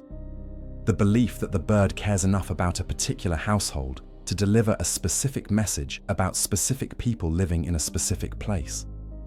Whether experienced as supernatural communication or as meaningful coincidence, whether remembered as genuine prophecy or as human tendency to find patterns in random events, the death house warning has shaped how people experience owls appearing near their homes. Even in modern times, when most people consciously reject belief in supernatural omens, the sight of an owl at a window or perching on a roof can trigger a moment of unease, a brief flicker of ancient recognition that this is a bird connected to death, to boundaries, to knowledge beyond ordinary human perception. As autumn deepens and the nights grow longer, as the boundary between summer and winter approaches, as temperatures drop and leaves fall and the natural world prepares for dormancy and death, a particular festival emerges from cultural memory. Halloween, that ancient threshold.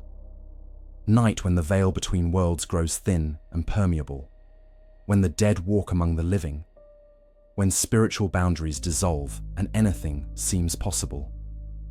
And at the center of Halloween's visual and symbolic landscape stands the owl, embraced and celebrated as perhaps the most perfect embodiment of everything the festival represents. On this night, when all of human culture gathers to contemplate death, to flirt with darkness, to acknowledge the reality of mortality and the unknown, the owl becomes the primary symbol through which that contemplation is channeled. To understand why Halloween claimed the owl as its signature creature is to understand something profound about how cultures encode meaning, and how certain symbols become so potent that they seem to transcend their origins and become universal shorthand for complex concepts.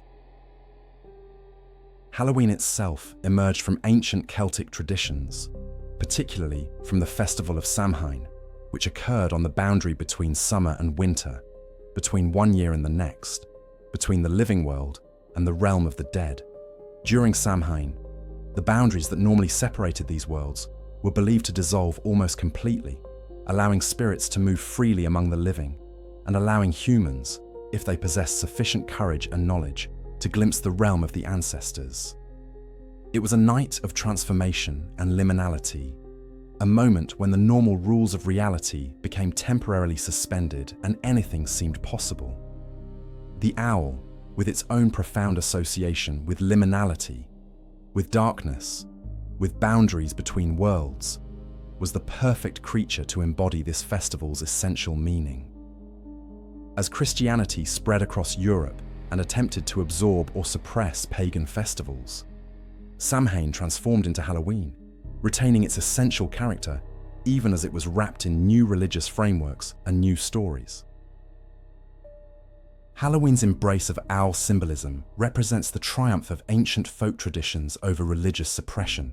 Despite centuries of Christian demonization, despite the centuries during which owls were hunted and killed and associated with witchcraft and demonic forces, the owl remained so fundamentally connected with the festival of death and boundaries that it could not be removed or replaced.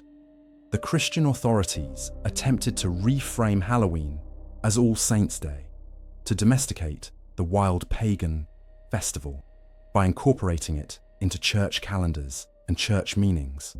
But the owl persisted in popular imagination as the symbol of what Halloween truly was: a night when death was acknowledged, when boundaries dissolved, when the supernatural became visible and active. The owl proved more powerful than theological authority, more significant in popular imagination than ecclesiastical decree. It survived the witch hunts, survived centuries of demonization, and emerged in modern Halloween celebrations as central as it had ever been. In modern Halloween imagery, the owl appears everywhere, on decorations, in jack-o'-lantern designs, in costume designs, in greeting cards and advertising, in the visual vocabulary through which contemporary culture expresses Halloween's meaning. Yet most contemporary people who encounter these owl images likely have no conscious understanding of the deeper symbolism being invoked, no awareness that the owl they see on a Halloween decoration carries centuries of association with death, prophecy, witchcraft, and supernatural knowledge. The owl has become so thoroughly integrated into Halloween's visual language that it functions almost unconsciously, its meaning operating on a level beneath explicit awareness. Yet that meaning persists constans, coded into the image itself, transmitted generationally, even when the explicit knowledge of that meaning has been forgotten. A child seeing an owl decoration on Halloween receives on some level the accumulated cultural knowledge about owls and death and boundaries, even if they cannot articulate what they are responding to.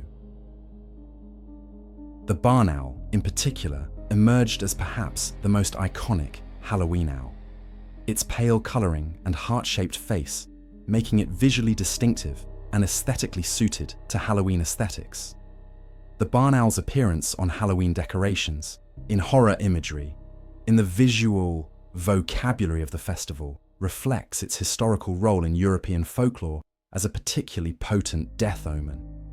The contrast between the barn owl's beautiful appearance and its associations with death and darkness creates a visual tension that is particularly effective for Halloween purposes. The barn owl embodies the essential Halloween paradox: beauty and ugliness, life and death, the familiar and the terrifying, all existing simultaneously in the same image. This duality makes it perfect for a festival that is fundamentally about acknowledging and playing with the boundary between comfort and fear, between normal reality and the supernatural. Halloween's adoption of owl imagery also reflects deeper psychological and cultural truths about how humans relate to death, darkness, and the unknown. Halloween is perhaps the only time in modern Western culture when death is celebrated rather than suppressed, when darkness is embraced rather than feared, when the supernatural is acknowledged and played with rather than dismissed as impossible. On Halloween night, owls are not creatures to be feared and defended against, but rather symbols of a reality that is being temporarily acknowledged and celebrated. The transformation of the owl from harbinger of doom in ordinary circumstances into a symbol of festive recognition of that doom on Halloween night reveals something profound about the power of context and framing to shape meaning. The same bird that would be cause for terror on an ordinary October night becomes a source of entertainment and connection on Halloween, because the cultural frame has shifted to embrace rather than resist what the owl represents. The seasonal timing of Halloween also contributes to its association with owls.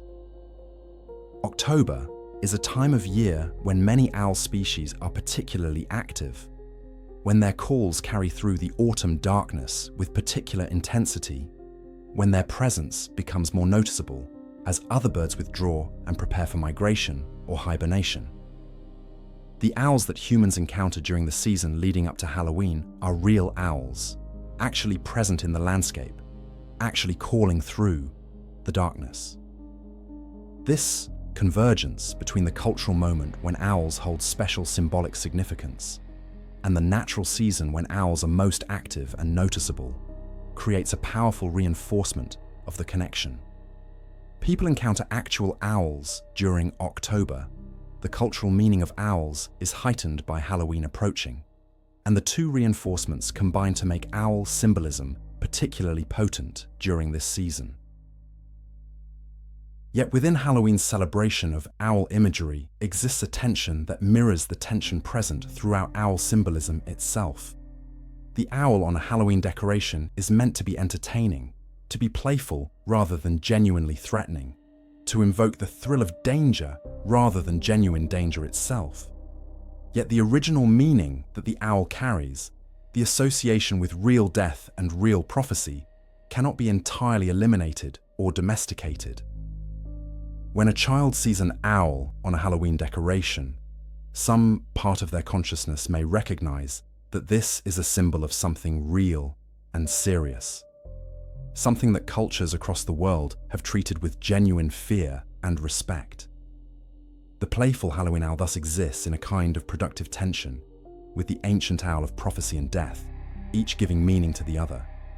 The ancient associations give the modern decoration depth and resonance beyond what arbitrary choice would have provided, while the modern playful context provides a frame through which the ancient associations can be encountered without overwhelming the observer with genuine dread. Halloween's owl imagery also serves an important psychological function in contemporary culture. By incorporating owls, by celebrating them, by making them part of the festival's aesthetic and symbolic vocabulary, modern Halloween culture allows individuals to engage with the concepts of death, darkness, and the unknown in a contained and manageable way. The owl becomes a vehicle through which to acknowledge what is normally suppressed, to flirt with what is normally avoided, to contemplate what is normally too difficult to contemplate directly. The owl on a Halloween decoration becomes an invitation to think about death, to acknowledge darkness, to recognize that reality contains dimensions that ordinary daylight consciousness does not usually acknowledge. In this sense, Halloween's owl symbolism serves a profoundly healthy function, allowing culture to maintain connection with wisdom about death and darkness that modern secular culture often tries to eliminate entirely. The persistence of owl symbolism in Halloween, despite centuries of suppression and demonization, suggests something fundamental about the power of genuine symbolic association to survive cultural attack. You cannot kill a symbol by killing the creatures associated with it, cannot eliminate an association by declaring it false or demonic or unscientific.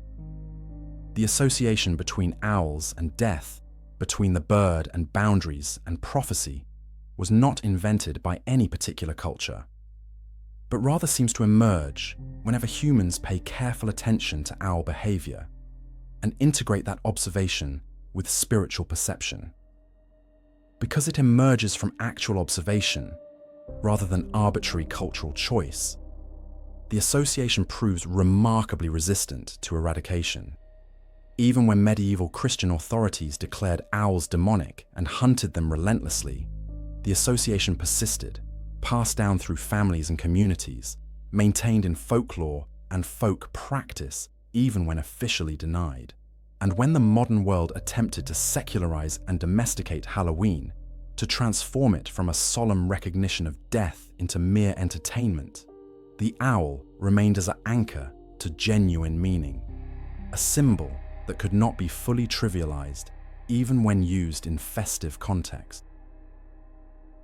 Step into the present day, into a world where electricity illuminates the darkness, where scientific understanding of animal behavior is readily available, where superstition is supposed to be obsolete and relegated to the past.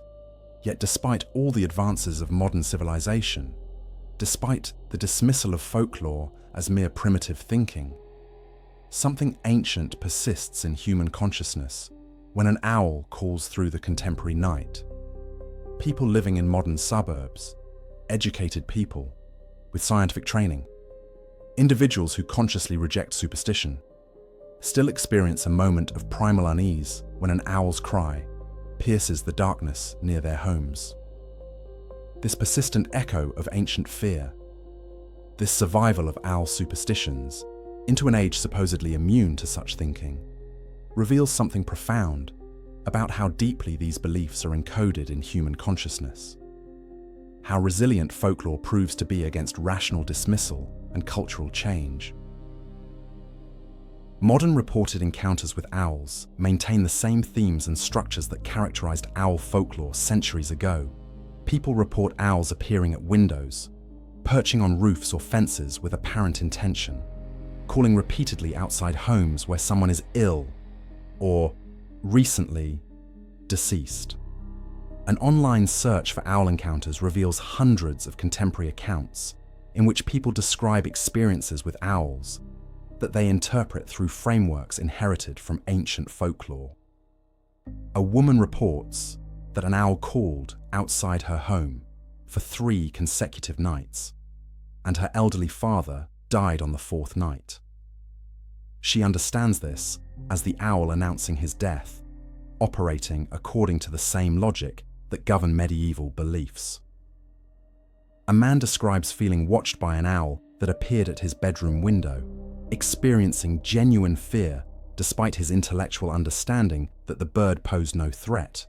He was encountering ancient archetypal patterns encoded into his consciousness through generations of cultural transmission.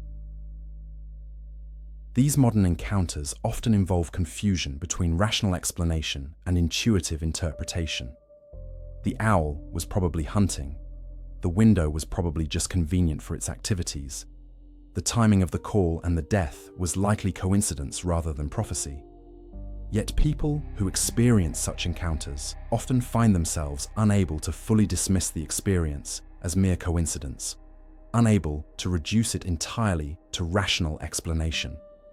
Something in how the encounter unfolded, something in the quality of the owl's gaze or the intensity of its call, something in the human mind's pattern recognition systems creates the sense that more was happening than can be explained through ordinary biological processes.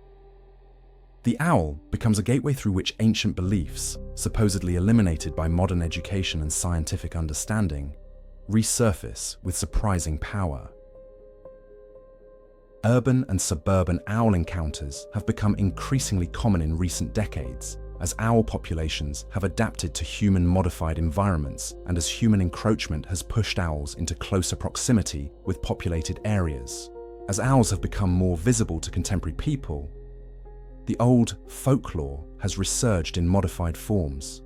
Online forums and social media groups devoted to owls contain repeated discussions of the death omen associations, with participants sharing encounters and interpretations, sometimes sharing genuine concern that an owl's appearance might indicate approaching death in their families.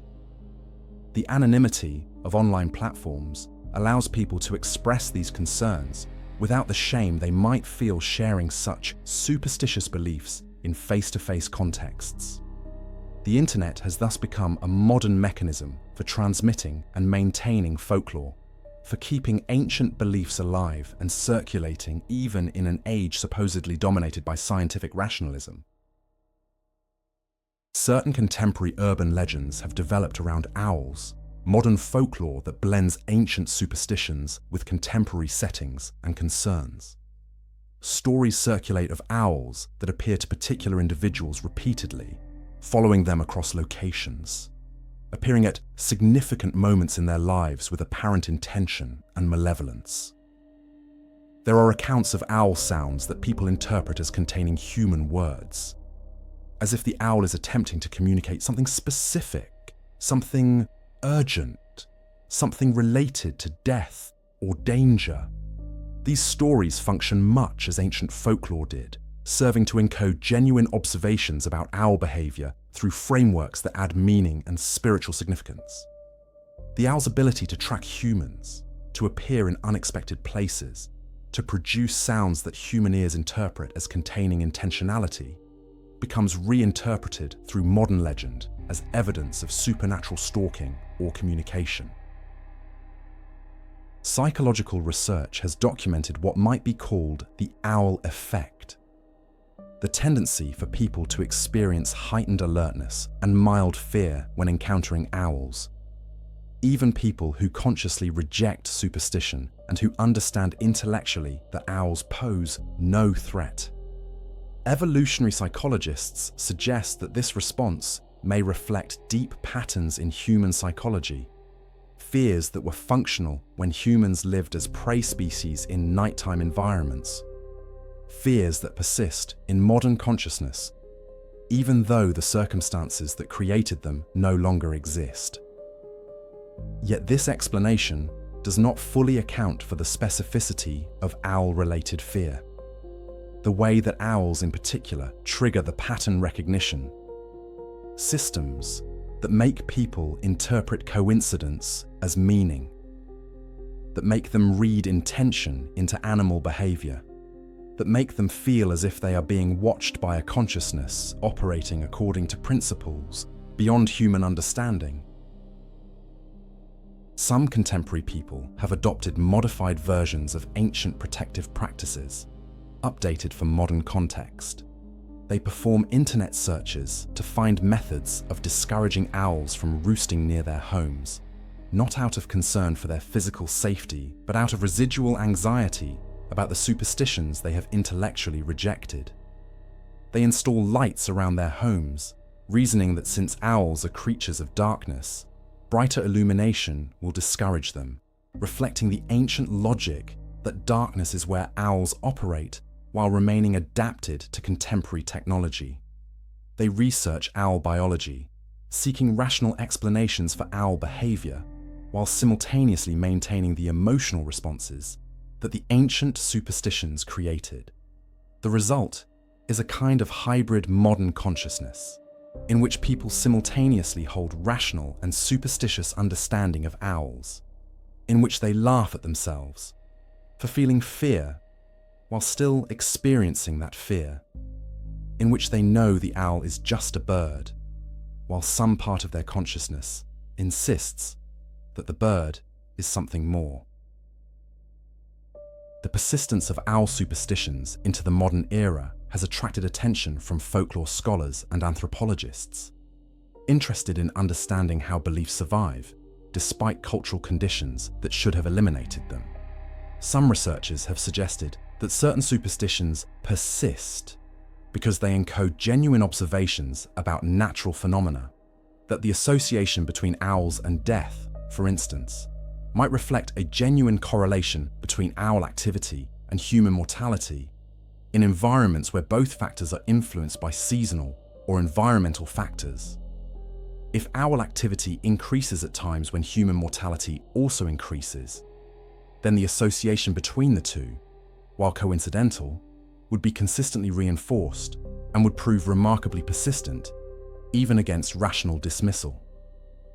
This theory suggests that folklore, while not literally true in supernatural terms, may nonetheless encode genuine patterns that humans have observed and remembered. Contrary to predictions that modernization would eliminate superstition, owl-related folklore appears to be undergoing a kind of renaissance in contemporary culture. The rise of interest in folklore, in witchcraft, in spiritual practices, and in indigenous wisdom traditions has created new contexts in which owl superstitions are revived and recirculated. Young people who might have dismissed such beliefs a generation ago are now studying them, exploring them, integrating them into spiritual practices and worldviews that represent deliberate rejection of pure scientific rationalism. The owl has become fashionable precisely because it carries this weight of ancient association, because it represents connection to knowledge and practices that modern scientific culture has attempted to suppress or eliminate. In this sense, the owl's association with death and the supernatural, far from being an anachronistic relic, has become valuable precisely because of its opposition to modern rationality and its connection to ancient wisdom.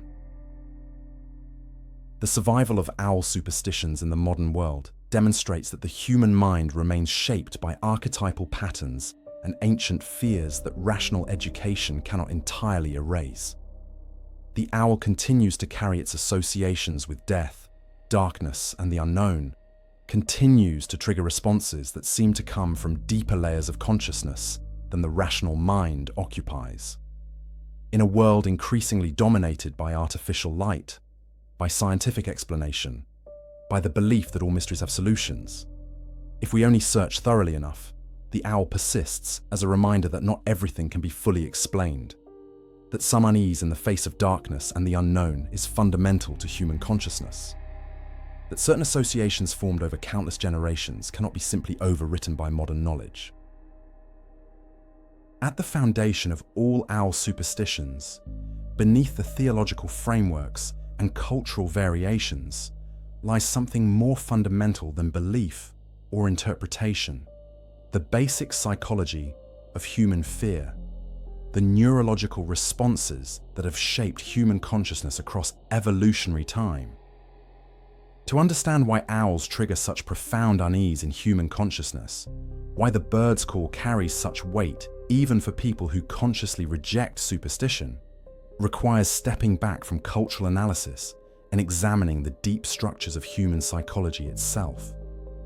Our fear of owls is not arbitrary or culturally invented, but rather reflects genuine patterns in how human brains process threat, perceive danger, and respond to stimuli that activate ancient survival mechanisms. To understand the psychology of nocturnal dread is to understand something essential about what it means to be human, about how our bodies and minds remain shaped by evolutionary pressures that operated long before civilization, long before language, in an ancient darkness where the night held genuine and constant danger. Consider the evolutionary context in which human psychology developed. For most of human history, humans were not apex predators, but rather relatively vulnerable creatures existing in a world populated by predators, far more powerful and efficient than we were. The night was a realm of particular danger, a time when human sensory abilities became nearly useless, while nocturnal predators gained every advantage. A human's eyes, adapted for daylight vision, became essentially blind in true darkness. Human hearing, while useful, was far inferior to that of many predators. Human running speed, while significant, was not sufficient to escape most large predators. The night was thus a time of profound vulnerability, a time when humans were forced to retreat to shelters and fortifications and remain essentially helpless until the return of daylight. This ancient vulnerability created evolutionary pressure that shaped human psychology in profound and lasting ways. Nocturnal predators in this ancestral environment represented one of the primary sources of human mortality and danger. Large cats, hyenas, wild dogs, and other creatures that hunted most effectively in darkness would have shaped human fear responses across countless generations. Any human whose psychology did not generate appropriate fear in response to nocturnal predators, whose threat assessment systems did not activate in response to the sounds and movements of nighttime hunters, was more likely to be killed and thus more likely to leave fewer descendants. Over countless generations, This selection pressure created human psychology deeply marked by fear of the night, by heightened alertness in darkness, by automatic activation of threat response systems when encountering nocturnal predators or hearing their characteristic sounds.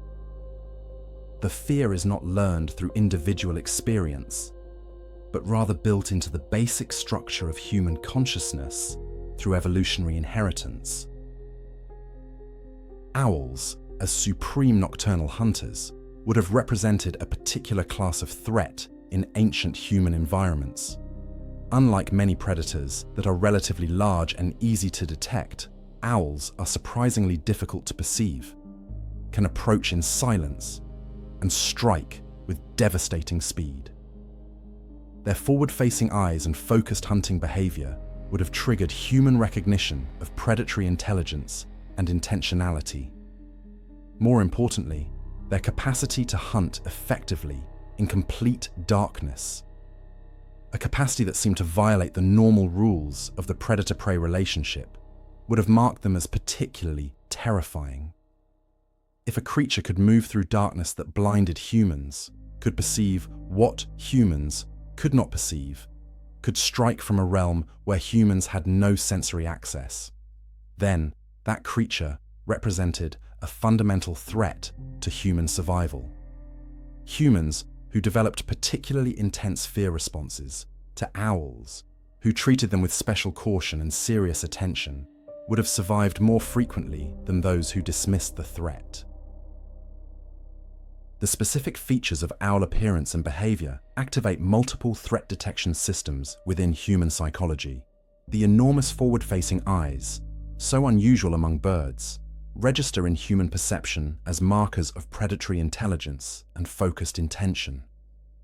Most prey animals have eyes positioned on the sides of their heads, giving them panoramic vision suited to detecting approach from multiple directions. Predators, particularly intelligent predators, have forward-facing eyes that allow for depth perception and focused attention on specific targets.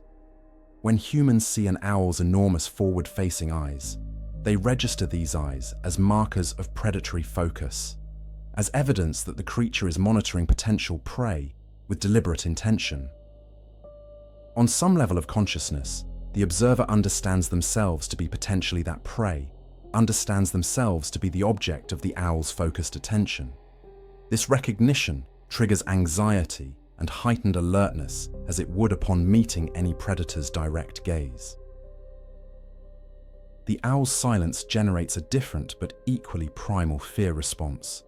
Human survival in ancestral environments depended partly on auditory threat detection, on hearing the approach of predators before they could strike. The snap of a branch, the rustle of grass, the breathing of a nearby creature. All these sounds provided information about threats in the immediate environment. An organism approaching silently represented a threat that human sensory systems had no way to detect. A danger that violated the assumptions upon which human threat assessment depended. The silent approach of an owl thus triggers a kind of primal violation, activating threat response systems precisely because the threat cannot be detected through normal sensory channels. The silence is experienced not as innocence, but as evidence of something operating beyond normal rules, something that has escaped the detection systems that should warn of danger. The owl's nocturnal activity itself carries profound psychological significance. Nighttime is when humans are most vulnerable, when they lose their primary sensory advantage and become relatively helpless. For most of human history, the appropriate response to nightfall was to retreat indoors, to gather in protected spaces with fire and community, to essentially relinquish the world to nocturnal creatures and wait for the return of daylight. A creature that was active and purposeful during these hours, when humans were meant to be sheltering and sleeping, represented a fundamental violation of the natural order as humans understood it. The owl, perfectly adapted for nighttime hunting, perfectly suited for the hours when humans were most vulnerable, seemed to embody the principle of danger itself. Its nocturnal activity was not a neutral fact of biology, but rather evidence that it operated in the realm where threats originated, that it participated in the dangerous forces that the darkness represented. Neurological research has identified specific brain structures involved in threat perception and fear response, structures that activate in response to stimuli that resemble ancestral threats, even in people who consciously understand that no real danger exists. The amygdala, a small almond-shaped structure deep in the brain, processes fear and threat-related information and activates automatic responses before conscious reasoning has had opportunity to assess whether danger is actually present. When a human hears an owl's call in darkness, particularly if the call is unexpected or startling, the amygdala activates threat response systems based on the recognition of vocalization from a nocturnal predator, generating fear and heightened alertness, even if the conscious mind knows that the owl poses no actual threat to a human. The fear is not irrational, but rather the activation of systems that evolved under different circumstances and that persist in modern human neurology. The startle response represents another element of the psychology of nocturnal dread. An unexpected owl call, particularly in quiet darkness, activates the startle response system, causing rapid increases in heart rate, increased cortisol production, muscle tension, and heightened sensory processing. The startle response is a deeply evolved system designed to prepare the body for immediate action in response to unexpected threat. The specific qualities of owl calls, they're sometimes harsh and unexpected. Their capacity to carry through darkness from unpredictable distances make them particularly effective at triggering the startle response. Once triggered, the startle response generates physiological arousal that the conscious mind then interprets, sometimes assigning meaning and danger to what triggered the response, even after the rational mind recognizes that no actual threat exists. The owl's call thus creates a cascade of physiological responses that generate genuine fear, even in the absence of rational reasons for fear. Personal and cultural reinforcement of these primal fear responses ensures that the ancient psychology remains active even in contemporary humans. Parents warn children about owls. Stories teach that owl calls are ominous. Folklore establishes that owls are harbingers of death. These cultural teachings reinforce the neurological predispositions that evolution created, ensuring that the old fears remain active and transmitted through generations. A child hearing an owl call for the first time already brings to that experience layers of cultural conditioning that establish the owl as something to be feared or treated seriously. The child's amygdala activates not merely in response to the owl's call, but also in response to the cultural framework that has established that call as significant and dangerous. Culture and neurology work together to maintain the intensity of owl-related fear across generations, even in contemporary people surrounded by technology and rational explanation. The psychology of nocturnal dread thus represents not mere superstition or cultural fancy, but rather the persistence of genuine fear mechanisms that evolution created to protect human survival in environments radically different from the modern world. The owl, with all its particular characteristics and behaviors, activates these ancient systems with remarkable efficiency, creating fear and heightened alertness that no amount of rational education can entirely erase. We remain, in our deepest psychology, creatures shaped by nights that were genuinely dangerous, creatures for whom darkness carries ancient threat, creatures who recognize in the owl a predator that operated in the realm where we were most vulnerable. The superstitions may be culturally constructed, but the underlying psychology that gives them power is as old as humanity itself. We have journeyed through centuries and continents, through theological frameworks and psychological depths, through the folklore of countless cultures and the observations of peoples separated by oceans and generations. Yet throughout this entire exploration, one fundamental truth has persisted.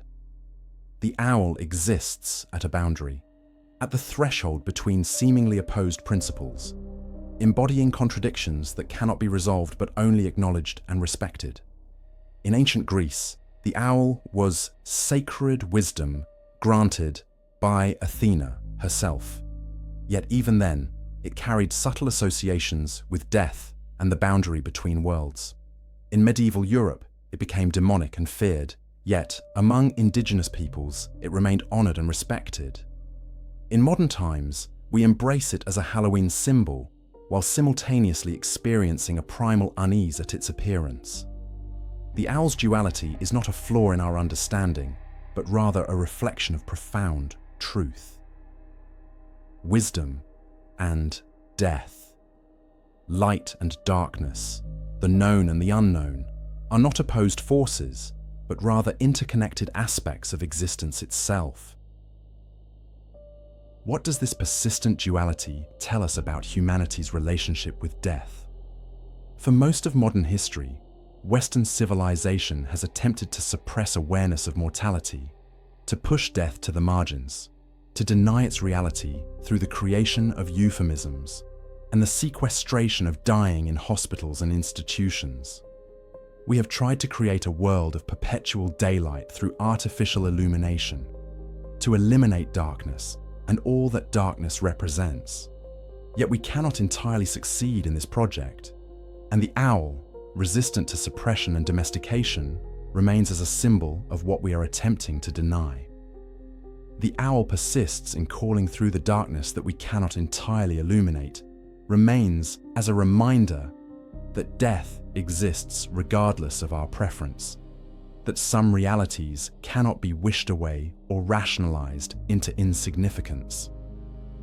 In this sense, the owl serves a deeply important psychological and spiritual function. It refuses our attempts to deny mortality and insists that we acknowledge what we might prefer to ignore. The conflict between the owl's sacred and its sinister associations reveals something important about how humans construct meaning. We are creatures who desperately seek coherence and consistency, who want things to be reliably good or reliably evil, reliably safe or reliably dangerous. The owl resists these categories, insisting on duality and complexity, refusing to be fully domesticated into any single framework of interpretation. This resistance itself may be what makes the owl so powerful symbolically, what ensures that it cannot be replaced or forgotten. A symbol that completely resolves into single meaning becomes weaker, becomes merely conventional, but a symbol that maintains internal tension, that refuses to be fully explained or reduced to simple interpretation, remains potent across centuries and cultures. The owl achieves its symbolic power partly through this very refusal to be fully categorized, partly through its insistence on duality. When we examine the conflicting interpretations of owls across cultures, we discover something significant about truth itself. Is the owl wise or deadly, sacred or demonic, protector or harbinger of doom? The answer, paradoxically, is that it is all of these simultaneously, that the bird itself remains constant while human interpretation varies according to cultural framework and spiritual understanding. This suggests that truth itself may be more complex than we often assume, that reality may not present itself differently across different cultural contexts, but rather that different frameworks of understanding reveal different aspects of a multifaceted reality. The owl is genuinely connected with death and boundaries, genuinely associated with knowledge and insight, genuinely both protective and potentially dangerous. Different cultures emphasized different aspects of this totality, but all were responding to genuine characteristics that the bird exhibits. Halloween's preservation of ancient owl associations reveals the resilience of genuine cultural memory against suppression and modernization. Despite centuries of theological authority attempting to demonize owls and eliminate pagan traditions, despite the rise of scientific rationalism that supposedly made such superstitions obsolete, the ancient associations remain embedded in cultural practices and symbols. The owl appears on Halloween decorations not through arbitrary choice, but through deep cultural memory of what the owl represents, through transmission of meaning across generations, even when the explicit knowledge has been forgotten. This persistence suggests that some forms of cultural knowledge are not easily suppressed or eliminated, that genuine wisdom about death, darkness, and transformation cannot be eradicated through rational argument or religious suppression. Halloween becomes a vessel in which ancient understanding survives, a time and season in which the suppressed knowledge is permitted to emerge and be acknowledged. The universality of owl associations across cultures separated by vast distances and historical periods suggests something even more fundamental: that humans everywhere, observing owls and reflecting on their characteristics, arrive at similar conclusions about the bird's significance. This convergence across cultures suggests that we are not simply making arbitrary cultural choices, but rather responding to genuine characteristics of the owl that make particular associations nearly inevitable. The owl's nocturnal, its predatory focus, its ability to see and move in darkness, its silent and sudden approach, its capacity to inspire both fear and respect. These are objective characteristics that any observant culture would notice and would seek to make meaning from. The variations in how different cultures interpret these characteristics reveal not difference in observation, but difference in theological and philosophical frameworks through which observation is processed. The common ground reveals something universal about human psychology and perception. As we conclude this journey through the darkest corners of owl symbolism, we must acknowledge a deeper truth. Our fascination with owls, our fear and respect for them, our incorporation of them into our spiritual and cultural frameworks, reveals something profound about what it means to be human. We are creatures of the daylight who remain haunted by darkness, civilized beings who maintain primal fears and instincts, rational minds that cannot entirely suppress psychological and spiritual dimensions of experience. The owl becomes a meeting place for these contradictory aspects of ourselves, a symbol through which we can acknowledge what we might prefer to deny. In the owl's presence, we confront our own mortality, our own relationship with darkness, our own limited understanding of reality, and perhaps this confrontation is necessary and healthy. Perhaps we need reminders that not everything can be explained or controlled, that some realities require respect rather than understanding, that mystery and strangeness remain fundamental to existence itself. If you have journeyed with us through these explorations of owl symbolism, through the folklore of countless cultures and the depths of human psychology, then you have participated in something important: the reclamation and acknowledgement of ancient wisdom about death, darkness, and transformation. This knowledge was not invented by any single culture, but rather emerged across humanity whenever people paid careful attention to the owls that surrounded them and sought to make meaning from what they observed. In a modern world that often attempts to suppress such knowledge, to eliminate mystery and complexity in favor of rational simplification, your engagement with this material represents a choice to honor the full complexity of human experience. For this, we are deeply grateful. We invite you to subscribe to Echoes of the Old World, to join our growing community of seekers who explore the shadows and mysteries that civilization attempts to illuminate away.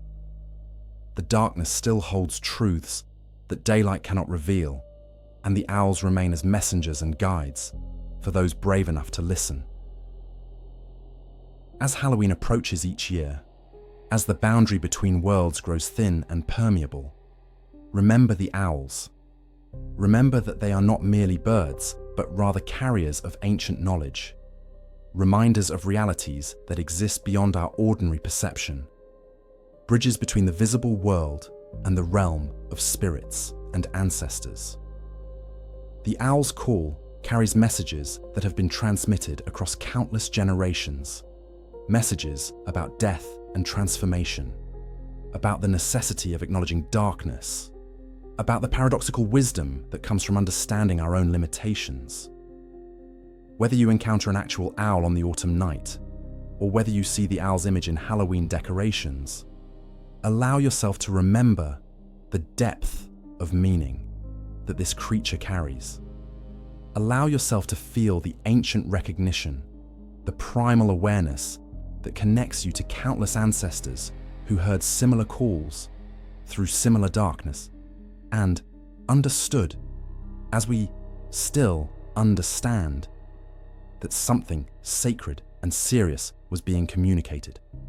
The owl remains, as it has always remained, at the threshold between worlds, watching and waiting and calling through the darkness, a messenger of death and a guide to wisdom, forever the liminal creature that refuses to be fully categorized or understood, forever the reminder that mystery endures at the heart of existence itself.